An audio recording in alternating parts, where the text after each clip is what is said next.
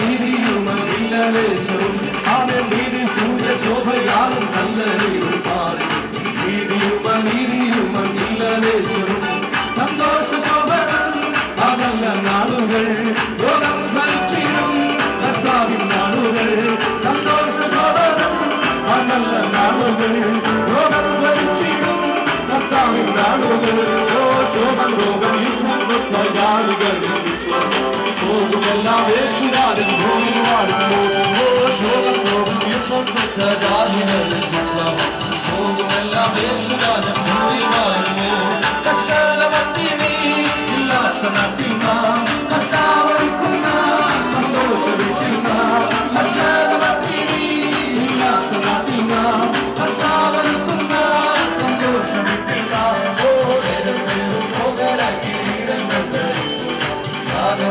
യേശുവോട് കൂടെ വാഴുവേ ഓ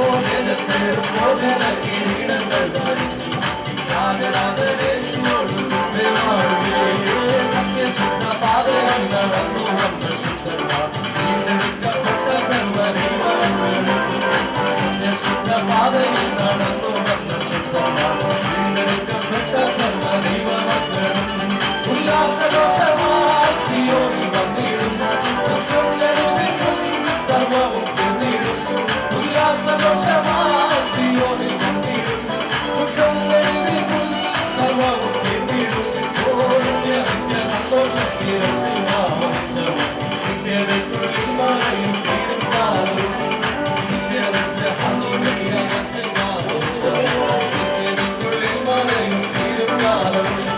വേദിയിലായിരിക്കുന്ന ശ്രേഷ്ഠ ദേവദാസമ്മ, കടന്നുവരിക്കുന്ന ദൈവമക്കൾ എല്ലാവർക്കും വന്ദനം അറിയിക്കുന്നു. എൻ്റെ പേര് രാജു. എൻ്റെ വീട് തിരുവല്ലായിക്കടുത്ത് മുണ്ടിയപ്പള്ളി എന്ന സ്ഥലത്താണ്. ഇന്ന് ഒരു സാക്ഷി ആയി ഇവിടെ കടന്നു വരുവാൻ ദൈവം എനിക്ക് കൃപ തന്നു. അത് ഞാൻ ദൈവത്തിന് സ്തോത്രം ചെയ്യുന്നു. ഞാൻ ഒരു CSI ബാക്ക്ഗ്രൗണ്ടിൽ ജനിച്ച് വളർത്തപ്പെട്ടു. എൻ്റെ മാതാപിതാക്കൾ രണ്ടുപേരും ടീച്ചേഴ്സായിരുന്നു. എൻ്റെ വിദ്യാഭ്യാസം കഴിഞ്ഞ് ഞാൻ ഇന്ത്യൻ എയർഫോഴ്സിൽ ഞാനൊരു 15 വർഷം ജോലി ചെയ്തു. ഞാനൊരു നാമധേയ ക്രിസ്ത്യാനിയായിട്ട് ജീവിച്ചു പോന്നു. എൻ്റെ പിതാവ് ഒരു CSIയിലെ ടീച്ചറായിരുന്നു, അതേപോലെ തന്നെ ഒരു ശുശ്രൂഷകൻ കൂടിയായിരുന്നു. എന്നിരുന്നാൽ ഞാൻ ഈ നല്ല ദൈവത്തെ കണ്ടുമുട്ടിയില്ല, ഒരു ക്രിസ്ത്യാനി എന്ന് മാത്രം ആയിട്ട് ജീവിക്കുകയായിരുന്നു. അതിനുശേഷം 15 വർഷം ഞാൻ ഇന്ത്യൻ എയർഫോഴ്സിൽ പല സ്ഥലങ്ങളിലായിട്ട് ജോലി ചെയ്തു. അതിനുശേഷം അവിടെ നിന്ന് ഞാൻ ഗൾഫിൻ്റെ പ്രദേശത്തേക്ക് പോയി അവിടുത്തെ എയർഫോഴ്സിലെ 22 വർഷം ഞാൻ ജോലി ചെയ്തു. അങ്ങനെ അവിടെ ആയിരിക്കുമ്പോൾ എനിക്ക് വചനം പഠിക്കുവാനും വചനത്തെ ധ്യാനിക്കുവാനും ഇതുപോലെ യോഗങ്ങൾക്ക് കടന്നു പോകാനുമുള്ള അവസരം ലഭിച്ചു. അങ്ങനെ വചനം പഠിച്ചപ്പോൾ എനിക്ക് മനസ്സിലായ ഒരു കാര്യം, നമുക്ക് കിട്ടുന്ന 60 അല്ലെങ്കിൽ 80 വർഷം ഈ ലോകത്തിലായിരിക്കുമ്പോൾ നമ്മുടെ ജീവിതം ഇങ്ങനെ പാഴാക്കി കളയുന്നു, ഇങ്ങനെ നശിച്ചു പോകുന്ന ഒരു ജീവിതത്തിന് വേണ്ടി നമ്മൾ ജീവിക്കുന്നു എന്നൊരു കാഴ്ചപ്പാട് എനിക്ക് വന്നു. അങ്ങനെ ഞാൻ ഈ നല്ല ദൈവത്തെ കണ്ടുമുട്ടി. ഞാൻ എന്നെ തന്നെ സമർപ്പിച്ചു. വന്ന് ഞാൻ എൻ്റെ കുടുംബം, എൻ്റെ വൈഫ് അവിടെ ഉണ്ടായിരുന്നു, കുഞ്ഞുങ്ങളവിടെ പഠിച്ചുകൊണ്ടിരിക്കുന്ന സമയമാണ്. ഞാൻ ആരുടെയും അഭിപ്രായം ചോദിച്ചില്ല. ഞാനും എൻ്റെ വൈഫ് ഒരു ദിവസം രാത്രിയിൽ ഞങ്ങൾ പ്രാർത്ഥിച്ചുകൊണ്ടിരിക്കുമ്പോഴത്തേക്ക് ഞങ്ങളോട് സംസാരിച്ചു. 1997 ജൂലൈ മാസം 27-ാം തീയതി ഞങ്ങൾക്ക് സ്നാനപ്പെടുവാനും ജലത്തിൽ സ്നാനം സ്വീകരിക്കുവാനും ഈ കർത്താവിനെ സ്വന്തം രക്ഷിതാവായി സ്വീകരിക്കുവാനും സാധിച്ചു. അത്രയും നാളും ഞാനൊരു മദ്യപാനിയായിരുന്നു. കാരണം എയർഫോഴ്സിൽ അതിനുള്ള പ്രയാസങ്ങളൊന്നുമില്ല, എല്ലാ സാധനങ്ങളും കിട്ടുമല്ലോ. ആ സമയത്ത് യാതൊരു പ്രശ്നങ്ങളൊന്നും ഇല്ലായിരുന്നു. പക്ഷെ ഞാൻ സ്നാനപ്പെട്ട് വേർപെട്ട് ആരാധിക്കാൻ തുടങ്ങിയപ്പോൾ പ്രശ്നങ്ങൾ ഡെവലപ്പ് ചെയ്തു. കാരണം എനിക്ക് 3 പെൺകുട്ടികളാണ് ഉണ്ടായിരുന്നത്. അവിടെയാണ് അവർക്ക് പ്രശ്നങ്ങളായതൊക്കെ, നീ കുഞ്ഞുങ്ങളെ കൊണ്ട് ഇവിടെ കല്യാണം നടക്കും, നാട്ടുകാർക്കും എൻ്റെ വീട്ടുകാർക്കുള്ള പ്രശ്നം. എനിക്ക് ധൈര്യമുണ്ടായിരുന്നു. കാരണം എന്നെ വിളിച്ച് വേർതിരിച്ച ദൈവം സർവശക്തനാണ്. ഇതിനെല്ലാം എനിക്ക് ധൈര്യമായിട്ട് ഞാൻ ജീവിച്ചു. എൻ്റെ 3 പെൺമക്കളെയും എനിക്ക് നല്ല നിലയിൽ എനിക്ക് കല്യാണം കഴിച്ച് അയക്കുവാൻ ഇടവന്നു. ഇതിനിടയിലാണ് അവിടെ വെച്ചിട്ട് ഹാർട്ടിന് പ്രശ്നം വന്നിട്ട് എയർഫോഴ്സിൽ വെച്ചിട്ട് എനിക്കൊരു bypass surgery, open heart surgery നടത്തേണ്ടതായിട്ട് വന്നു.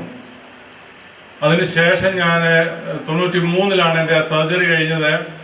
എന്നിട്ട് അതിനുശേഷം 2005 വരെ ഞാൻ ആ സർവീസിൽ അവിടെ ജോലി ചെയ്തു. എന്നെക്കാളും പ്രഗത്ഭർ, എന്നെക്കാളും കഴിവുള്ളവരൊക്കെ അവിടുന്ന് ജോലി വിട്ട് അവർ പറഞ്ഞു വിട്ട സമയത്ത് എനിക്ക് ഇതെല്ലാം കഴിഞ്ഞ് ഞാൻ ആരോഗ്യവാനായിട്ട് അവിടെ 2005 വരെ എനിക്ക് ജോലി വേണ്ട എന്ന് പറഞ്ഞ് ഞാൻ അവിടുന്ന് പോരുന്നതിനും വരെ 62 വയസ്സ് വരെ എനിക്ക് അവിടെ ജോലി ചെയ്യേണ്ട സാഹചര്യം കിട്ടി. അതിന് ഞാൻ ദൈവത്തെ മഹത്വപ്പെടുത്തുന്നു. ഇന്നിപ്പോൾ എൻ്റെ ഓപ്പറേഷൻ കഴിഞ്ഞിട്ട് 20 വർഷമായിരുന്നു. ഇന്ന് ഞാൻ ആരോഗ്യവാനായിട്ടായിരിക്കുന്നു. എനിക്ക് അവസരം കിട്ടുന്ന സ്ഥലങ്ങളിൽ ഞാൻ ദൈവത്തിന് സാക്ഷിയായിട്ട് നിൽക്കുന്നു. എനിക്ക് നാട്ടിൽ വന്നതിന് ശേഷം ഒരു നല്ല സഭയിൽ എനിക്ക് ആയിരിക്കുവാൻ, നല്ലൊരു എനിക്ക് പോൾ പാസ്റ്ററുടെ സഭയിലായിരിക്കുവാൻ ദൈവം കൃപ തന്നു. നല്ല ഉപദേശങ്ങളും എനിക്ക് കിട്ടി. ഞാൻ സന്തോഷവാനായിട്ടിരിക്കുന്നു. കാരണം ഞാനിവിടെ നിൽക്കുവാൻ കാരണം 139 സങ്കീർത്തനം 16 വാക്യത്തില് പറയുന്ന പോലെ, ഞാൻ പിണ്ടാകാരമായിരുന്നപ്പോൾ നീ നിന്റെ കണ്ണ് എന്നെ കണ്ടു. വളരെ സത്യമാണ്. കാരണം ഞാൻ ജനിക്കുന്ന മുമ്പേ എന്നെ കണ്ട ദൈവം എന്നോട് കൂടെ ഉണ്ടായിരുന്നത് കൊണ്ട് ഞാൻ ഇന്നിവിടെ ആയിരിക്കുന്നു. നിങ്ങളുടെ മുമ്പിൽ ഒരു സാക്ഷിയായിട്ട് നിൽക്കുവാൻ എനിക്ക് കഴിഞ്ഞു. ഞാൻ എൻ്റെ ജീവിക്കുന്ന സ്ഥലത്ത് ഞാൻ വളരെ പ്രാഗൽഭ്യത്തോടെ നിൽക്കുന്നു. ആയിരിക്കുന്ന സഭയിൽ ഞാൻ പ്രാഗൽഭ്യത്തോടെ നിൽക്കുന്നു. എനിക്കും എൻ്റെ കുടുംബത്തിനും വേണ്ടി പ്രാർത്ഥിക്കണം എന്ന് ഞാൻ അനുഗ്രഹിക്കപ്പെട്ട സാക്ഷ്യത്തോടെ ദൈവത്തിന് മഹത്വം കൊടുത്താട്ടെ. ഹല്ലേലൂയ. കർത്താവ് പറയുന്നു, എന്നെ മാനിക്കുന്നവരെ ഞാൻ മാനിക്കും. ഒറ്റയ്ക്ക് ഇറങ്ങിയപ്പോൾ എവിടെ കല്യാണം എന്നൊക്കെ പരിഹസിച്ചു മുമ്പാകെ നമ്മുടെ തലമുറക്ക് വേണ്ടി പ്രിയ സാറിന് എല്ലാം കരുതി ദൈവത്തിന് സ്തോത്രം ചെയ്താട്ടെ. ഹല്ലേലൂയ.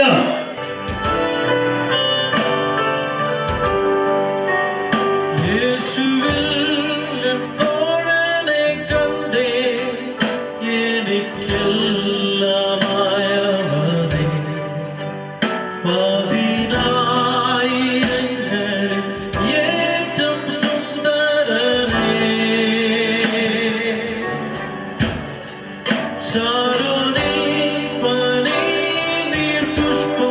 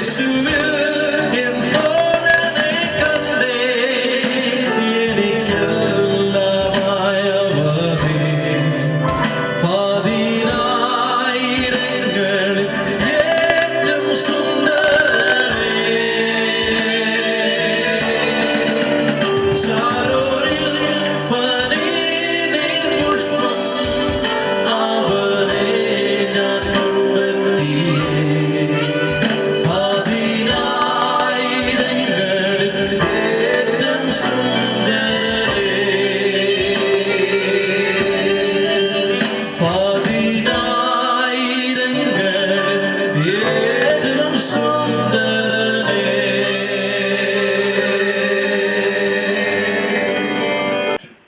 നമ്മുടെ കരങ്ങൾ ഉയർത്തി കർത്താവിന്റെ മഹത്വം കൊടുക്കാം. ഹല്ലേലൂയ. ഒന്നുകൂടെ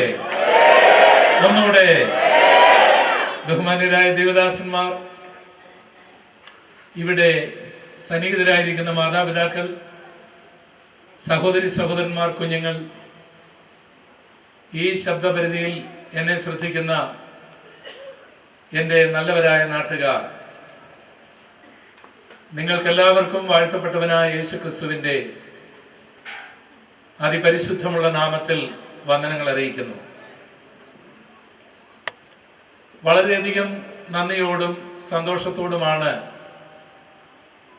എൻ്റെ സ്വന്തം ദേശത്ത് എൻ്റെ സഹോദരങ്ങളോടും എൻ്റെ സഹോദരിമാരോടും എൻ്റെ പ്രിയപ്പെട്ടവരുടെയും മധ്യത്തിൽ എനിക്ക് യേശുവിനെ ഒന്ന് പ്രസംഗിക്കുവാൻ ഒരവസരവും കൂടി നൽകിയ ദൈവത്തിന് ഞാൻ നന്ദി പറയുന്നു, സ്തോത്രം ചെയ്യുന്നു. അതിനെനിക്ക് അവസരമൊരുക്കിയ ഇന്ത്യ പെന്തക്കോസ്ത് ദൈവസഭയുടെ തേക്കടി സെന്ററിന്റെ പാസ്റ്ററായിരിക്കുന്ന പാസ്റ്റർ ജോൺ അവர்களോടും തൻ്റെ സഹപ്രവർത്തകരോടും സഭകളോടും ഞാൻ ഹൃദയംഗമായ നന്ദി അറിയിക്കുകയാണ്. നിരണത്തിന്റെ പ്രദേശത്തുനിന്ന് പാസ്റ്റർ ജോണിനെ ഈ കൊച്ചറയുടെ പ്രദേശത്തേക്ക്, നമ്മുടെ ഈ ദേശത്തേക്ക് കർത്താവ് അദ്ദേഹത്തെ കൊണ്ടുവന്ന് ദൈവം അദ്ദേഹത്തിലൂടെ ചെയ്യിച്ച എല്ലാ വലിയ പ്രവർത്തനങ്ങൾക്കായി ഞാൻ നന്ദിയോട് ദൈവത്തിന് സ്തോത്രം ചെയ്യുകയാണ്. നമ്മുടെ കരങ്ങൾ ഉയർത്തി നമുക്ക് ദൈവത്തിന് സ്തോത്രം ചെയ്യാം. ഇവിടെ ഇരിക്കുന്ന ദൈവത്തിന്റെ ദാസന്മാർ, എൻ്റെ സ്നേഹിതർ, നിങ്ങളെല്ലാം ദൈവം ഉപയോഗിക്കുന്ന വിധങ്ങൾക്കായിട്ട് ഞാൻ ദൈവത്തെ വാഴ്ത്തുകയാണ്. കൊമളി സെന്ററിന്റെ പാസ്റ്റർ, എൻ്റെ പ്രിയ സ്നേഹിതൻ, ഞാൻ കുഞ്ഞുമോനെന്ന് വിളിക്കും. ഞങ്ങൾ ഗ്യാസ് ലൈറ്റും ഡ്രമ്മും ഒക്കെ ചുമന്ന് രാത്രി 11-12 മണിക്കും ഒക്കെയുള്ള സമയങ്ങളിൽ ഈ റോഡിലൂടെയൊക്കെ നടന്ന ആ കാലം ഓർക്കുന്നു.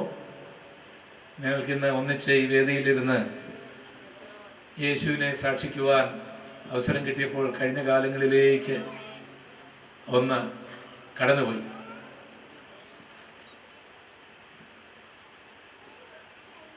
ഞാൻ എവിടെല്ലാം പോയാലും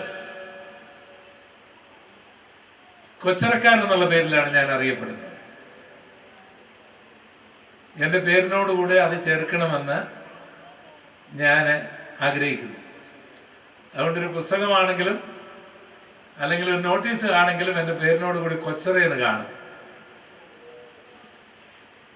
കാരണം ഞാനിവിടെയാണ് വളർന്നത്. ഞാനിവിടെ വെച്ചാണ് യേശുവിനെ കണ്ടെത്തിയത്.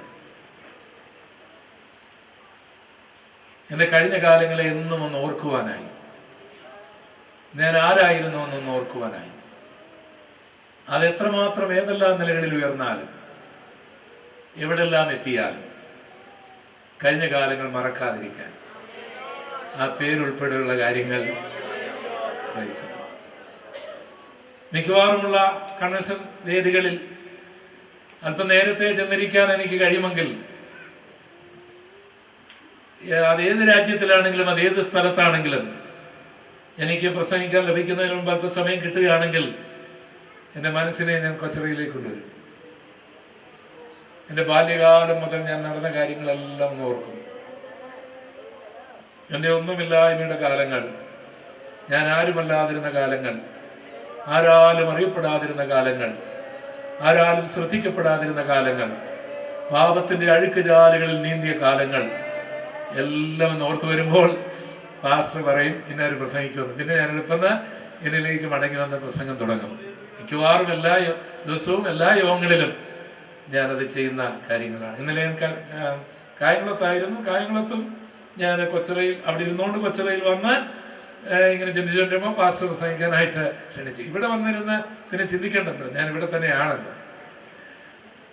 ദൈവം നിങ്ങളെല്ലാവരെയും ധാരാളമായിട്ട് അനുഗ്രഹിക്കട്ടെ. കൊച്ചറയിലേക്ക് വരുമ്പോൾ പ്രസംഗിക്കാൻ വേണ്ടി മാത്രമല്ല വരുന്നത്, നിങ്ങളെയൊക്കെ ഒന്ന് കാണാൻ കൂടിയാണ് വരുന്നത്. സത്യത്തിൽ ഞാൻ പലപ്പോഴും നന്ദികേട് കാണിക്കുന്നു എന്ന് എനിക്ക് തന്നെ തോന്നിയിട്ടുണ്ട്.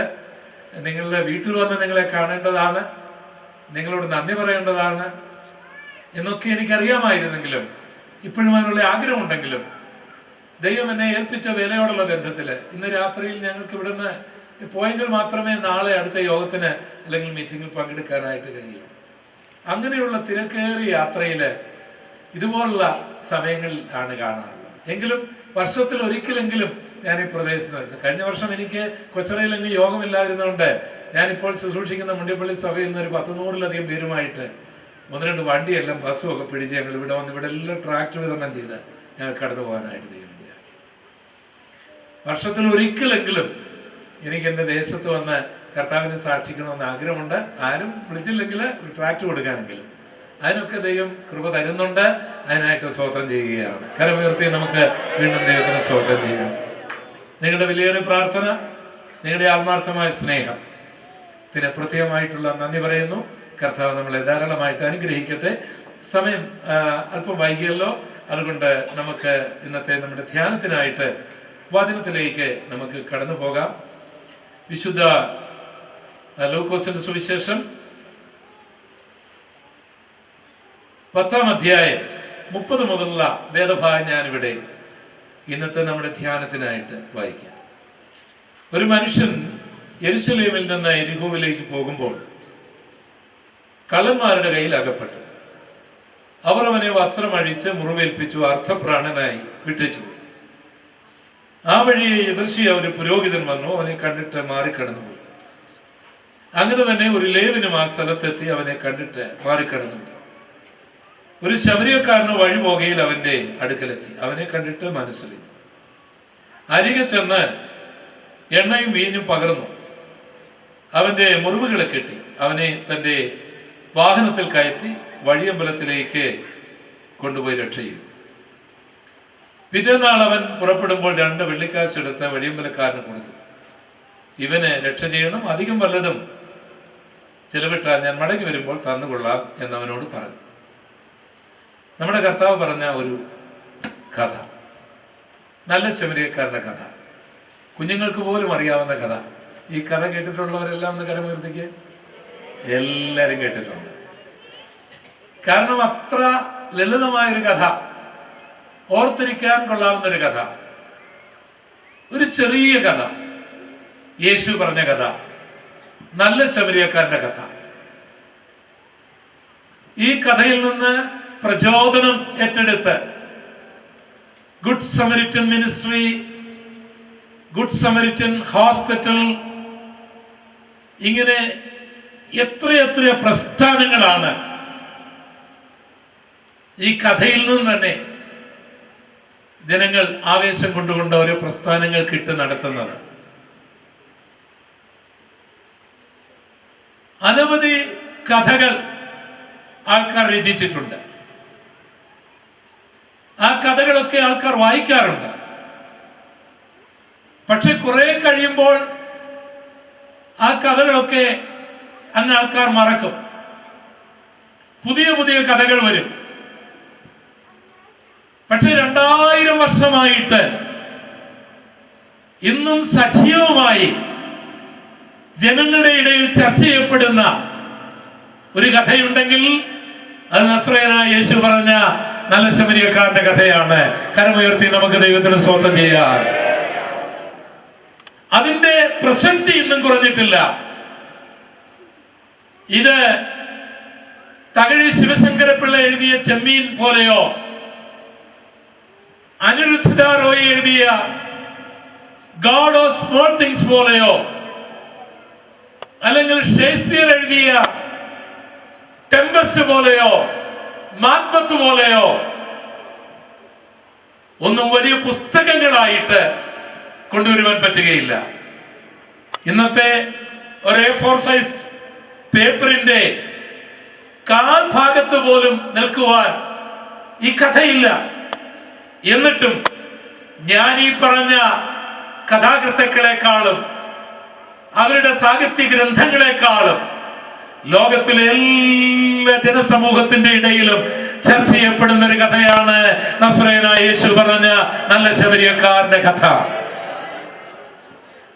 ഹോളിവുഡ് ഫിലിം ആകട്ടെ, കോളിവുഡ് ഫിലിം ആകട്ടെ, ബോളിവുഡ് ഫിലിം ആകട്ടെ, അതിജീവനത്തിന് വേണ്ടിയുള്ള പരക്കം പാച്ചിലാണ്. എന്തൊക്കെ ചേർത്താൽ ഇത് ഒരു മാസം തിയേറ്ററിൽ ഓടിക്കാം.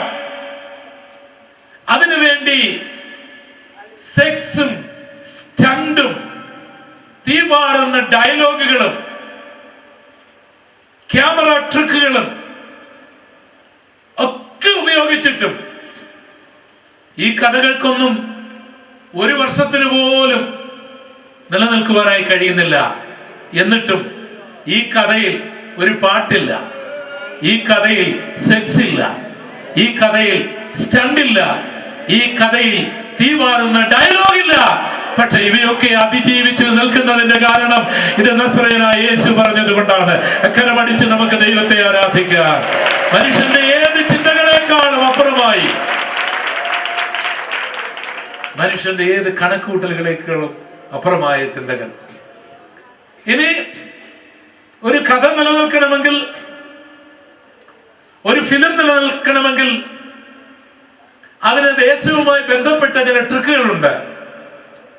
അമേരിക്കയിൽ ഒരു വെള്ളക്കാരുടെ ഇടയിൽ ഒരു ഫിലിം വിജയിക്കണമെങ്കിൽ അതിൽ നായകൻ ഒരു വൈറ്റ് ആയിരിക്കണം.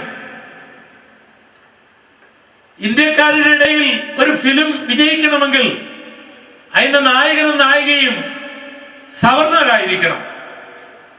ആഫ്രിക്കയിൽ ഒരു ഫിലിം വിജയിക്കണമെങ്കിൽ അതിന്റെ നായകൻ ഒരു ബ്ലാക്ക് ആയിരിക്കണം. എന്നിട്ടും ഈ കഥകളൊന്നും വിജയിക്കുന്നില്ല. പക്ഷേ യേശു പറഞ്ഞ കഥയിലെ നായകൻ ഒരു ശമരിയക്കാരനാണ്. അത് വിജയിച്ചിരിക്കുന്നു. കരമടിച്ച് നമുക്ക് ദൈവത്തിന് സ്തോത്രം ചെയ്യാം. ഞാൻ പറഞ്ഞതിന്റെ താല്പര്യം ഇത്ര മാത്രമേ ഉള്ളൂ. ജയത്തിന് വേണ്ടിയും വിജയത്തിന് വേണ്ടിയും പണസമ്പാദനത്തിന് വേണ്ടിയും ജനശ്രദ്ധ ആകർഷിക്കുന്നതിന് വേണ്ടിയും മനുഷ്യൻ കാട്ടിക്കൂട്ടുന്ന പദ്ധതികളെക്കാളും യേശു കാണിച്ച മാതൃകയാണ് കരുണീയമായിട്ടുള്ളത്. അതിൽ നിലനിൽപ്പുണ്ട്, അതിൽ അന്തസ്സുണ്ട്, അതിൽ അഭിമാനമുണ്ട്, അതിൽ അർത്ഥമുണ്ട്. യേശു പറഞ്ഞ ഈ കഥ വളരെ ലളിതമാണ്, എല്ലാവർക്കും മനസ്സിലാകുന്ന ഒരു കഥ. ഒരു മനുഷ്യൻ ജെറുസലേമിൽ നിന്ന് യെരിഹോവിലേക്ക് പോകുന്നു. കള്ളന്മാരാൽ അകപ്പെടുന്നു. അവർ മുറിവേൽപ്പിക്കുന്നു. അവനെ അർത്ഥപ്രാണനാക്കുന്നു. വസ്ത്രമഴിച്ച് വഴിയോരങ്ങളിൽ തള്ളുന്നു. ഒരു പുരോഹിതൻ ആ വഴിയെ വരുന്നു. അവനെ കണ്ടിട്ട് മാറിക്കടന്നു പോകുന്നു. ഒരു ലേവ്യൻ ആ വഴിയെ വരുന്നു. അവനെ കണ്ടിട്ട് മാറിക്കടന്നു പോകുന്നു. ഒരു ശമരിയക്കാരൻ അവനെ കണ്ടിട്ട് മനസ്സലിയുന്നു. അവന്റെ മുറിവുകളിൽ എണ്ണയും വീഞ്ഞും പകരുന്നു. അവന്റെ മുറിവ് കെട്ടുന്നു. വാഹനമൃഗത്തിൽ കയറ്റുന്നു. വഴിയമ്പലത്തിൽ കൊണ്ടുപോകുന്നു. ആ രാത്രിയിൽ അവനോടൊപ്പം പാർക്കുന്നു. രക്ഷ ചെയ്യുവാൻ ആ സത്രക്കാരനോട് ആവശ്യപ്പെടുന്നു. 2 വെള്ളി നാണയം അവന് കൊടുത്തിട്ട് അധികം വല്ലതും ചെലവിട്ടാൽ മടങ്ങി വരുമ്പോൾ ഞാൻ തന്നുകൊള്ളാമെന്ന് പറയുന്നു. ഇത്രയേ ഉള്ളൂ കഥ. പക്ഷെ ഈ കഥയ്ക്ക് ഒരു ചരിത്ര പശ്ചാത്തലമുണ്ട്. ആ കാലങ്ങളില് ജെറിക്കോ ഒരു പൗരാണിക നഗരമായിരുന്നു, വാണിജ്യ കേന്ദ്രം. സിറിയയിൽ നിന്ന്, ഈജിപ്തിൽ നിന്ന്, സൈപ്രസിൽ നിന്ന്, ലെബനോനിൽ നിന്ന്, ഇസ്രയേലിൽ നിന്ന്, ഇന്ത്യയിൽ നിന്ന്, കേരളത്തിൽ നിന്ന്, ആഫ്രിക്കയുടെ ചില മേഖലകളിൽ നിന്നൊക്കെ വ്യാപാരത്തിന് വേണ്ടി വ്യാപാരികൾ കടന്നു വരുന്ന ഒരു വലിയ വാണിജ്യ കേന്ദ്രമായിരുന്നു ജെറിക്കോ. ജിയോഗ്രഫിക്കലായിട്ട് ഭൂമിയിൽ ഏറ്റവും താഴ്ന്ന സ്ഥലമാണത്. ചാവുകടലിന് അടുത്തായിട്ട് കുമ്രാൻ മലനിരകളുടെ താഴ്വരയിലായിട്ട് ഈന്തപ്പനകളുടെ ആ നാട് ഇന്നും സ്ഥിതി ചെയ്യുന്നുണ്ട്. ഞാൻ ആ നാട്ടിൽ പോയിട്ടുണ്ട്. ജെറുസലേം ഉയർന്ന സ്ഥലമാണ്. അവിടെ ജൂതന് ദേവാലയമുണ്ട്.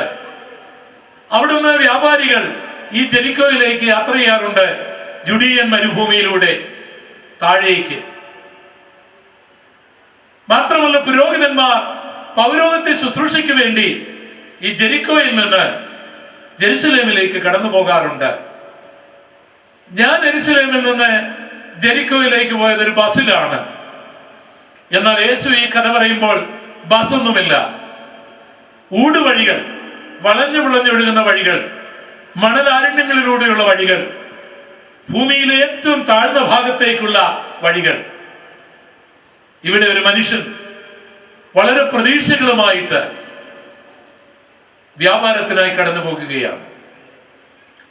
ഒത്തിരി ഒത്തിരി സ്വപ്നങ്ങൾ അവന്റെ മനസ്സിലുണ്ടായിരുന്നു.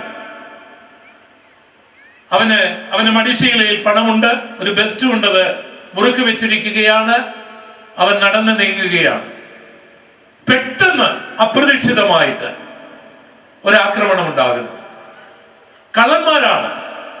ആദ്യം അവന്റെ പണം മോഷ്ടിക്കുന്നു, പിന്നെ അവനെ ഇടിച്ച് തകർക്കുന്നു, മുറിവേൽപ്പിക്കുന്നു, എന്നിട്ട് വഴിയോരത്ത് തള്ളുന്നു. ഓടിപ്പോയ ഒരു കള്ളൻ മടങ്ങി വന്നിട്ട് അവന്റെ തുണിയും കൂടെ പറിച്ചുകൊണ്ട് പോകുന്നു. എന്തിനാണെന്നറിയാവോ? ഇവൻ അഥവാ ജീവൻ പ്രാപിച്ചാലും ഒരിടത്തും പോകരുത്, നാണിച്ചെവിടെയും ഇരുന്നോണം. അതുകൊണ്ടാണ് അതും കൂടെ പറിച്ചുകൊണ്ട് പോയത്. അങ്ങനെ ഈ മനുഷ്യന്റെ ശരീരത്തിലെ ഒരു 2-2.5 ലിറ്റർ രക്തം ഒഴുകി ഇവൻ അർദ്ധപ്രാണനായി കിടക്കുകയാണ്. ഒരിക്കലും അവൻ പ്രതീക്ഷിച്ചില്ല ഇങ്ങനെയൊക്കെ സംഭവിക്കുമെന്ന്. ഇനി വ്യാപാരം നടക്കുകയില്ല, ഇനി അവന്റെ വീട്ടിൽ പോകാൻ അവന് കഴിയുകയില്ല, അവന്റെ ലക്ഷ്യസ്ഥാനത്ത് എത്തുവാനും കഴിയുകയില്ല. അവന്റെ സ്വപ്നങ്ങളെല്ലാം ഇവിടെ ഇതളുകൾ കൊഴിഞ്ഞ ഒരു പുഷ്പം പോലെ, അതേ കുമാരനാശന്റെ വീണ പോവ് പോലെ ആയിക്കഴിഞ്ഞിരിക്കുകയാണ്. അങ്ങനെ അവൻ കിടക്കുമ്പോൾ ഒരു കാൽപെരുമാറ്റം കേൾക്കാം. ഒരു യഹൂദ പുരോഹിതൻ ആ വഴിയെ കടന്നു വരികയാണ്. പക്ഷേ അവനെ കണ്ടിട്ട് കാണാത്തവനെ പോലെ കടന്നു പോകുന്നു. ഈ കഥ ഒത്തിരി വിശദീകരിച്ച് നിൽക്കുവാൻ ഞാൻ ആഗ്രഹിക്കുന്നില്ല.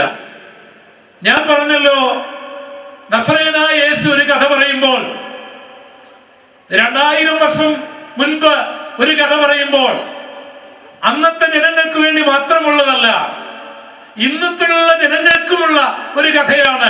അതുകൊണ്ടാണ് യേശുവിന്റെ കഥയ്ക്ക് ഏത് കാലഘട്ടത്തിലും നിലനിൽക്കുവാൻ കഴിയുന്നത്. ഇന്ന് ഈ മഹായോഗത്തിൽ ഞാൻ യെരുശലേമിൽ നിന്ന് എരിഹോവിലേക്ക് പോയ മുറിവേറ്റ മനുഷ്യനെ കാണുന്നുണ്ട്. ഇന്ന് ഈ മഹായോഗത്തിൽ മുറിവേൽപ്പിക്കുന്ന കള്ളന്മാരെ ഞാൻ കാണുന്നുണ്ട്. ഈ മഹായോഗത്തിൽ ഈ മുറിവേറ്റവനെ കണ്ടിട്ടും കാണാതെ പോകുന്ന പുരോഹിതനെ ഞാൻ കാണുന്നുണ്ട്. ഈ മഹായോഗത്തിൽ മുറിവേറ്റവനെ കണ്ടിട്ടും കാണാതെ പോകുന്ന ലേവ്യനെയും ഞാൻ കാണുന്നുണ്ട്. മാത്രമല്ല, മുറിവേറ്റവനെ കണ്ട് മനസ്സലിയുന്ന ശമരിയക്കാരനെയും ഞാൻ കാണുന്നുണ്ട്. കരമടിച്ച് ദൈവത്തെ സ്തുതിക്കാം. ഇന്ന് രാത്രിയിൽ ആദ്യം തന്നെ ഒരു ദൂത് ഞാൻ പറയുകയാണ്. നീ ഒരുപക്ഷെ രോഗത്താൽ, ശരീരത്താൽ മുറിവേറ്റവനായിരിക്കാം, മനസ്സിൽ മുറിവേറ്റവനായിരിക്കാം, ആത്മാവിൽ മുറിവേറ്റവനായിരിക്കാം, എല്ലാം തകർന്നവനായിരിക്കാം. ആത്മഹത്യ ചെയ്യാൻ വരട്ടെ, ഒരുവൻ പുറകെ വരുന്നുണ്ട്. അവൻ മറ്റാരുമല്ല, ശമരിയക്കാരനാണ്. കരമടിച്ചട്ടെ. ശക്തമായി, ശക്തമായി, ശക്തമായി, കുറെ കൂടെ ശക്തമായി. ഒരുപക്ഷെ നിങ്ങളുടെ ശുശ്രൂഷയുടെ വേദികൾ ഉണ്ടായ മുറിവുകളായിരിക്കാം, നിങ്ങളുടെ മനസ്സിലുകളിൽ ഉണ്ടായിരിക്കുന്ന മുറിവായിരിക്കാം, ഒരുപക്ഷെ സാമ്പത്തിക നഷ്ടത്തിന്റെ മുറിവുകളായിരിക്കാം, ഒരുപക്ഷെ മദ്യപാനത്താൽ ഉണ്ടായ മുറിവുകളായിരിക്കാം, ഒരുപക്ഷെ ബന്ധുക്കളാൽ, ചർച്ചക്കാരാൽ ഉണ്ടായ മുറിവുകളായിരിക്കാം, ഒരുപക്ഷെ പൈശാചിക വ്യാപാരങ്ങളാൽ ഉണ്ടായ മുറിവുകളായിരിക്കാം. ഏത് മുറിവുകളെയും കെട്ടുവാൻ കരുത്തനായ ഒരുവൻ ഇവിടെ വന്നിട്ടുണ്ട്. ആ നസറേയനായ യേശുവാണ്. ഇവിടെ ഈ റെക്കോർഡിംഗ് നടക്കുന്നത് കൊണ്ട് അനേകർ, ലോകത്തിന്റെ അനേക രാജ്യങ്ങളിൽ നിന്ന് കേൾക്കുന്നത് കൊണ്ട് ഇവിടുത്തെ ഒരു അനുഭവം പറയാൻ എനിക്ക് ആഗ്രഹമുണ്ട്. ഇന്നലെ പ്രസംഗിച്ച മോനാര ഇവിടുത്തെ ഇപ്പൊ ഇതിൽ നിന്ന് പാസ്റ്ററാണ്.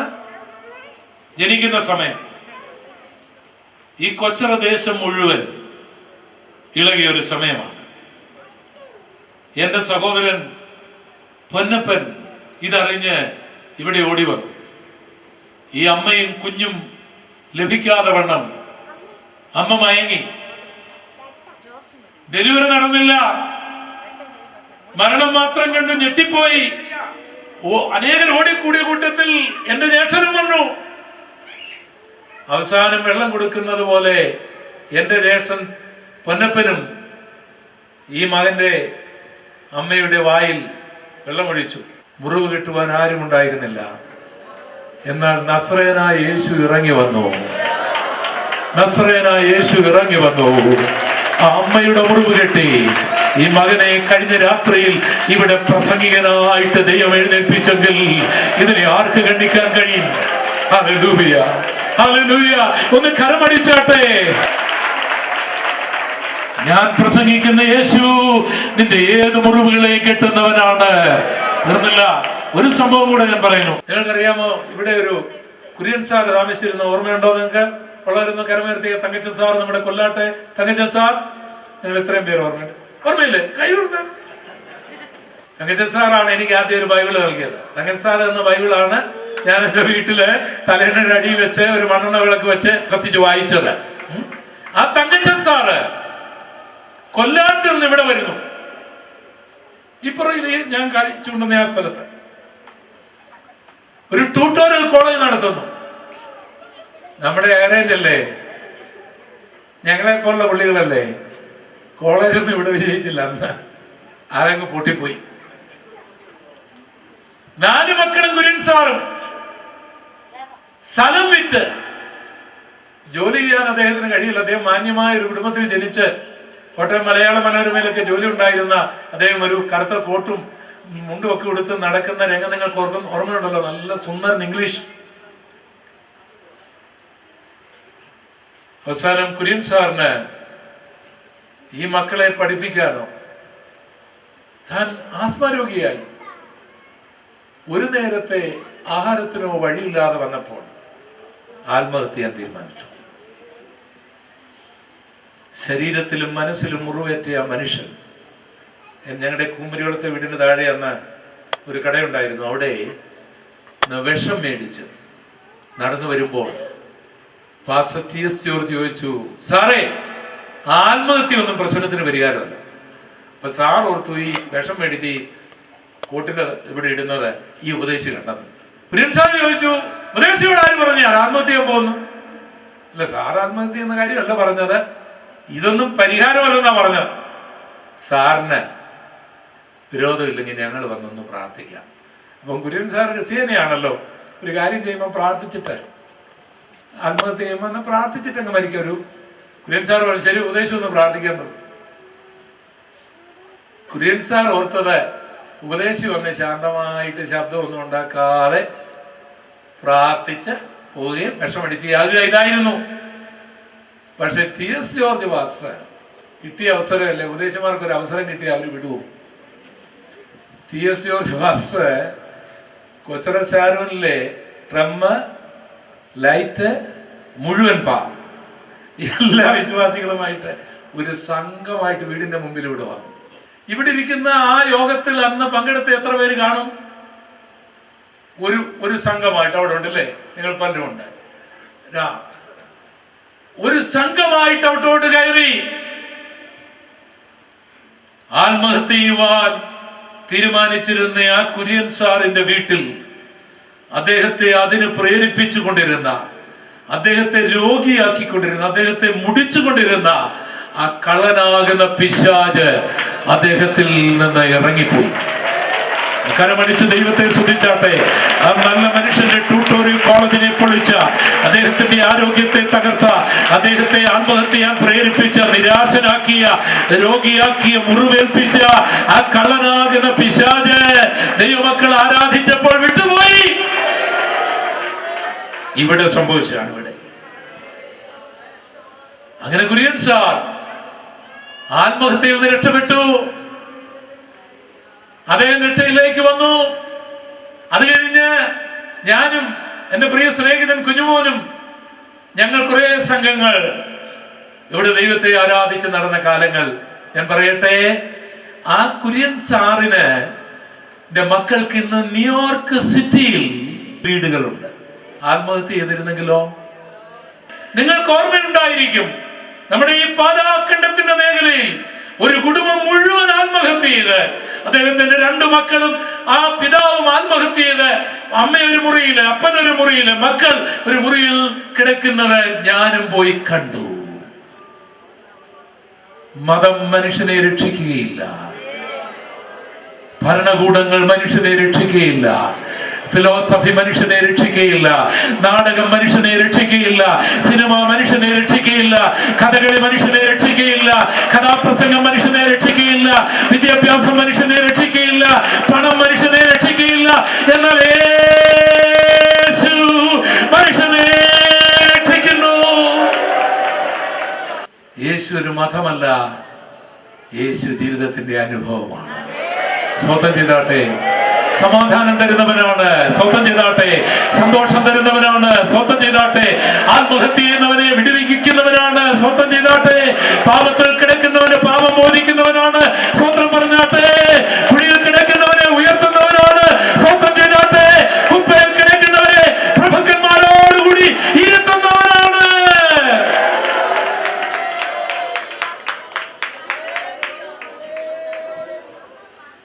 ഈ മനുഷ്യൻ യെരൂശലേമിൽ നിന്ന് യെരിഹോവിലേക്ക് പോകുകയാണ്. അവൻ മുറിവേറ്റ് കിടക്കുകയാണ്. ഈ കഥയിലെ മുറിവേറ്റ മനുഷ്യനെ പോലെ സ്വന്തം ഭവനത്തിൽ നിന്നോ സ്വന്തം സഭയിൽ നിന്നോ സ്വന്തം നാട്ടിൽ നിന്നോ സ്വന്തം ചാർച്ചക്കാരിൽ നിന്നോ മുറിവേറ്റിട്ടുണ്ടെങ്കിൽ, കടം വാങ്ങി പലിശ കൂടി ജപ്തി നോട്ടീസ് വന്ന് അഭിമാനത്തിന് മുറിവേറ്റ് മരിച്ചു കളയാം, എന്തിനു ജീവിക്കണം എന്ന് ചിന്തിക്കുന്ന ആരെങ്കിലും ഉണ്ടെങ്കിൽ, സഹോദര വരട്ടെ, ആത്മഹത്യ ചെയ്യുവാൻ, നിന്നെ രക്ഷിക്കാൻ ഇതാ ഒരു ശമരിയക്കാരൻ നടന്നു വരുന്നുണ്ട്. നിന്റെ മുറിവുകളെ കെട്ടാൻ ഒരു ശമരിയക്കാരൻ നടന്നു വരുന്നുണ്ട്. നിന്നെ വാഹനമൃഗത്തിൽ കയറ്റുവാൻ ഒരു ശമരിയക്കാരൻ മടങ്ങി വരുന്നതുണ്ട്. അതുകൊണ്ട് നീ അല്പസമയം ഒന്ന് ക്ഷമിക്കുക. ഇവിടെ ഈ മുറിവേറ്റവൻ കിടക്കുമ്പോൾ അവനെ ഏറ്റവും വേദനിപ്പിച്ചത് അവന്റെ ഇടവകയിലെ ജൂതന്മാരുടെ പള്ളിയിലെ, യെരൂശലേം പള്ളിയിലെ പുരോഹിതൻ ആ വഴിക്ക് പോയിട്ട് അവന്റെ ഈ നിസ്സഹായാവസ്ഥ ഒന്ന് കാണാതെ, അവനോടൊരു സാന്ത്വന വാക്ക് പറയാതെ, അവനെ ഒന്ന് ആശ്വസിപ്പിക്കാതെ, കരുണയില്ലാത്തവനെ പോലെ കടന്നുപോയത് അവനെ വേദനിപ്പിച്ചു. അവന്റെ കൂട്ടു സഹോദരനായ ആ ലേവ്യനും അവനെ കണ്ടിട്ട് കാണാത്തവനായി കടന്നുപോയത് അവനെ വേദനിപ്പിച്ചു. നിങ്ങളുടെ ജീവിതത്തിൽ അങ്ങനെയുള്ള വേദനകൾ ഉണ്ടായിട്ടുണ്ടാവാം. നിങ്ങളെ സഹായിക്കുമെന്നും നിങ്ങൾക്ക് കൈത്താങ്ങൽ തരുമെന്നും നിങ്ങളുടെ ഏകാന്തതയിൽ, നിങ്ങളുടെ വേദനയിൽ, നിങ്ങളുടെ ഒറ്റപ്പെട്ട അനുഭവങ്ങളിൽ, നിങ്ങളുടെ തള്ളപ്പെട്ട അനുഭവങ്ങളിൽ നിങ്ങളെ സഹായിക്കേണ്ടവർ നിങ്ങളെ സഹായിക്കാതെ പോയതിൽ നിനക്ക് വേദനയുണ്ടായിട്ടുണ്ട്. അങ്ങനെയുള്ളവരോട് ഞാൻ ഒരു ദൂതും കൂടി പറയുന്നു. നിന്നെ സ്നേഹിക്കേണ്ടവർ നിന്നെ സ്നേഹിക്കാതിരുന്നാലും, സഹായിക്കേണ്ടവർ നിന്നെ സഹായിക്കാതിരുന്നാലും, കൂട്ടു സഹോദരന്മാർ നിന്റെ കഷ്ടത കണ്ടിട്ട് കാണാതെ പോയാലും, നിന്നെ മറക്കാത്തൊരു നാഥൻ പുറകെ വരുന്നുണ്ട്. ഒന്ന് സ്വന്തം ചെയ്താട്ടെ. നിന്നെ മറക്കാത്തൊരു നാഥൻ, നിന്നെ കൈവിടാത്തൊരു നാഥൻ, നിന്നെ സഹായിക്കുന്ന ഒരു നാഥൻ പുറകെ വരുന്നുണ്ട്. ഇനി ഞാനൊരു കാര്യം പറയാം, ശ്രദ്ധിച്ച് കേൾക്കണം. ഈ ലേവ്യനും പുരോഹിതനും നിന്നെ സഹായിക്കാതിരുന്നത് കൊണ്ടാണ് നീ ഇന്ന് ഈ നിലയിൽ അനുഗ്രഹിക്കപ്പെടാൻ കാരണം. സ്വന്തം ചെയ്താട്ടെ. ഒന്ന് ചിന്തിച്ചു നോക്കിക്കേ. ആ പുരോഹിതനും ലേവ്യനും നിന്നെ സഹായിച്ചിരുന്നെങ്കിൽ നീ ഈ സ്ഥാനത്ത് കാണുകയില്ലായിരുന്നു. ഈ പുരോഹിതനും ലേവ്യനും നിന്നെ സഹായിച്ചിരുന്നെങ്കിൽ ഈ നല്ല കർത്താവിനെ നീ കണ്ടെത്തുകയില്ലായിരുന്നു. ഈ പുരോഹിതനും ലേവ്യനും നിന്നെ സഹായിച്ചിരുന്നെങ്കിൽ നീ കർത്താവിന്റെ വേലയ്ക്ക് പറയുന്നു, ചിലരൊക്കെ നിന്നെ സഹായിക്കാതിരുന്നത് കൊണ്ട്, ചിലരൊക്കെ നിന്നെ കൈവിട്ടത് കൊണ്ട് ഈ ശമരിയക്കാരനെ അറിയുവാൻ നിനക്ക് ഭാഗ്യം ലഭിച്ചു. ഒന്ന് കരമടിച്ച് ദൈവത്തെ ആരാധിച്ചാട്ടെ.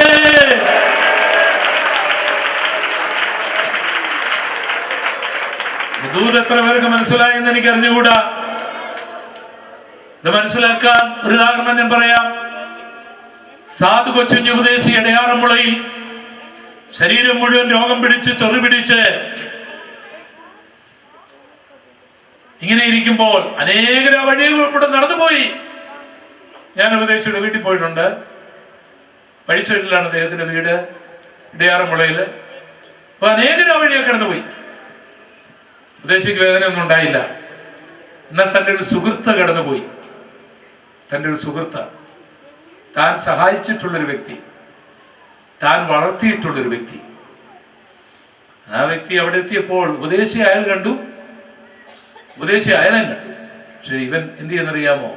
അന്ന് ഓലക്കുടയാണല്ലോ, ഓലക്കുട എളുപ്പം മറച്ചിട്ട് കാണാത്തവനെ പോലെ കടന്നുപോയി. അതാ ദൈവദാസന്റെ ഹൃദയത്തെ കീറി കുറിച്ചു. പക്ഷേ ആ ഹൃദയം കീറിക്കൊണ്ടിരിക്കുമ്പോൾ ആ ഹൃദയത്തിന്റെ മുറിഞ്ഞ ചാലിലൂടെ പരിശുദ്ധാത്മാവ് ഒഴുകി വന്നു. തൻ്റെ കൈകൾ ചലിച്ചു. തൻ്റെ തൂലികത്തുമ്പിൽ താൻ എഴുതി വെച്ചു, ആരും സഹായമില്ലാതെ എല്ലാവരും പാരിൽ കണ്ടും കാണാതെയും, എന്നാൽ എനിക്കൊരു സഹായകൻ വാനിലുണ്ടെന്ന് ഞാൻ അറിയുന്നു. ഇന്നും മരിക്കാത്ത ആ ഗാനം നമുക്ക് ലഭിക്കാൻ കാരണം അവൻ കൊട ചൂടി മാറിക്കൊണ്ട് പോയത് കൊണ്ടാണ്. സ്വന്തം ചെയ്താട്ടെ. മനസ്സിലായോ? ഇപ്പോൾ നിങ്ങൾക്ക് മനസ്സിലായോ വിഷയം? ഒന്ന് കരമടിച്ച് ദൈവത്തെ സ്തുതിച്ചാട്ടെ.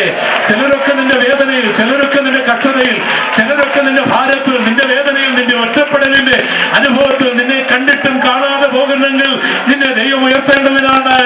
നിന്റെ യേശു ആരാണെന്ന് ഒരിക്കൽ കൂടി നിന്നെ പഠിപ്പിക്കേണ്ടതിനാണ്.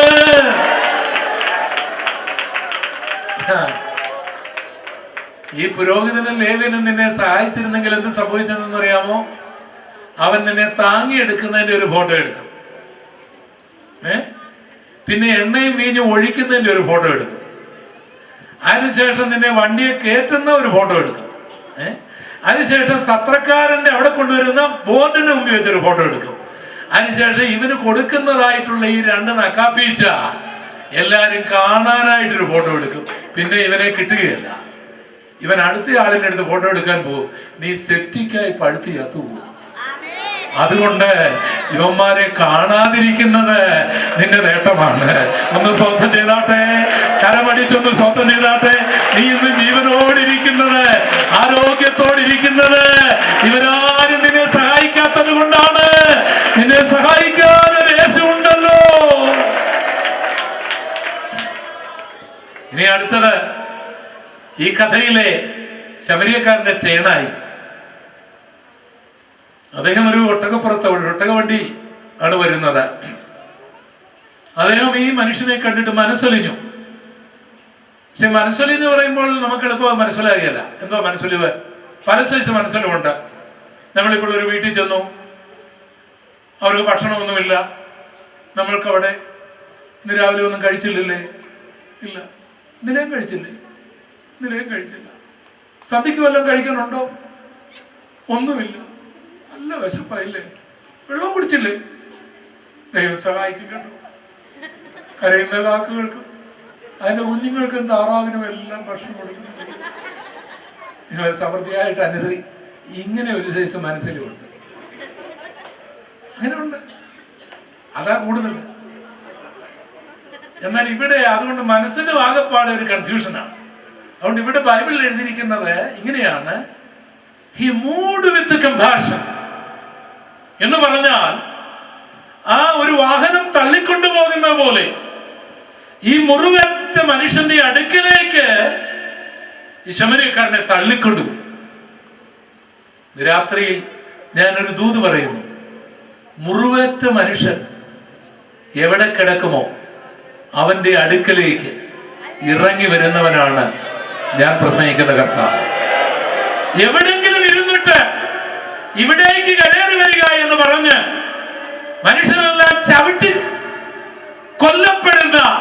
പദ്ധതി ഇറക്കുന്നവനല്ല നസ്രയനായ യേശു.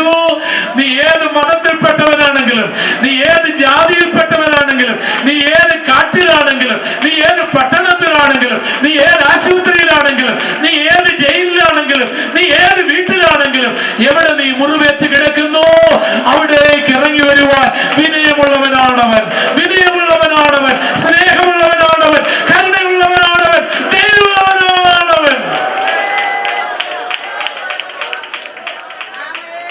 അവന് നമ്മുടെ പാല് വേണ്ട, അവന് നമ്മുടെ പഴം വേണ്ട, അവന് നമ്മുടെ കതിന വേണ്ട, അവന് നമ്മുടെ നേർച്ച വേണ്ട, അവന് നമ്മുടെ വോട്ട് വേണ്ട, അവന് നമ്മുടെ പ്രശംസ വേണ്ട, അവനൊന്നും വേണ്ട. അവൻ നമുക്ക് നൽകുന്നവനാണ്. നമ്മുടെ അനുഗ്രഹം മാത്രം അവൻ ആഗ്രഹിക്കുന്നു, നമ്മുടെ സൗഖ്യം മാത്രം അവൻ ആഗ്രഹിക്കുന്നു, നമ്മുടെ ഉയർച്ച മാത്രം അവൻ ആഗ്രഹിക്കുന്നു. അവൻ മുറിവേറ്റ മനുഷ്യന്റെ അടുക്കലേക്ക് നിറം നോക്കാതെ, ജാതി നോക്കാതെ, ഭാഷ നോക്കാതെ ഇന്നും ഇറങ്ങി വരുന്നു. അതുകൊണ്ടാണ് എനിക്ക്, നിങ്ങളിൽ ഏറ്റവും ചെറിയവനായ എനിക്ക് യേശുവിനെ ഉയർത്തുവാൻ ഈ ഭാഗ്യം ലഭിച്ചത്. അവൻ എൻ്റെ അടുക്കലും വന്നു. വന്നിട്ട് അവന്റെ മുറിവുകളെ കെട്ടി എണ്ണയും വീഞ്ഞുമെല്ലാം പകർന്ന് അവനെ വാഹന മൃഗത്തിൽ കയറ്റി. ഡയലോഗൊന്നുമില്ല, പ്രസംഗമൊന്നുമില്ല. ഒരു സത്രത്തിലേക്ക് കൊണ്ടുപോയി. ഇന്ന് രാത്രി മുഴുവൻ അവനോടൊപ്പം ഈ ശമരിയക്കാരൻ താമസിച്ചു. കാരണം അതുപോലെ മുറിവേറ്റവനാണ്.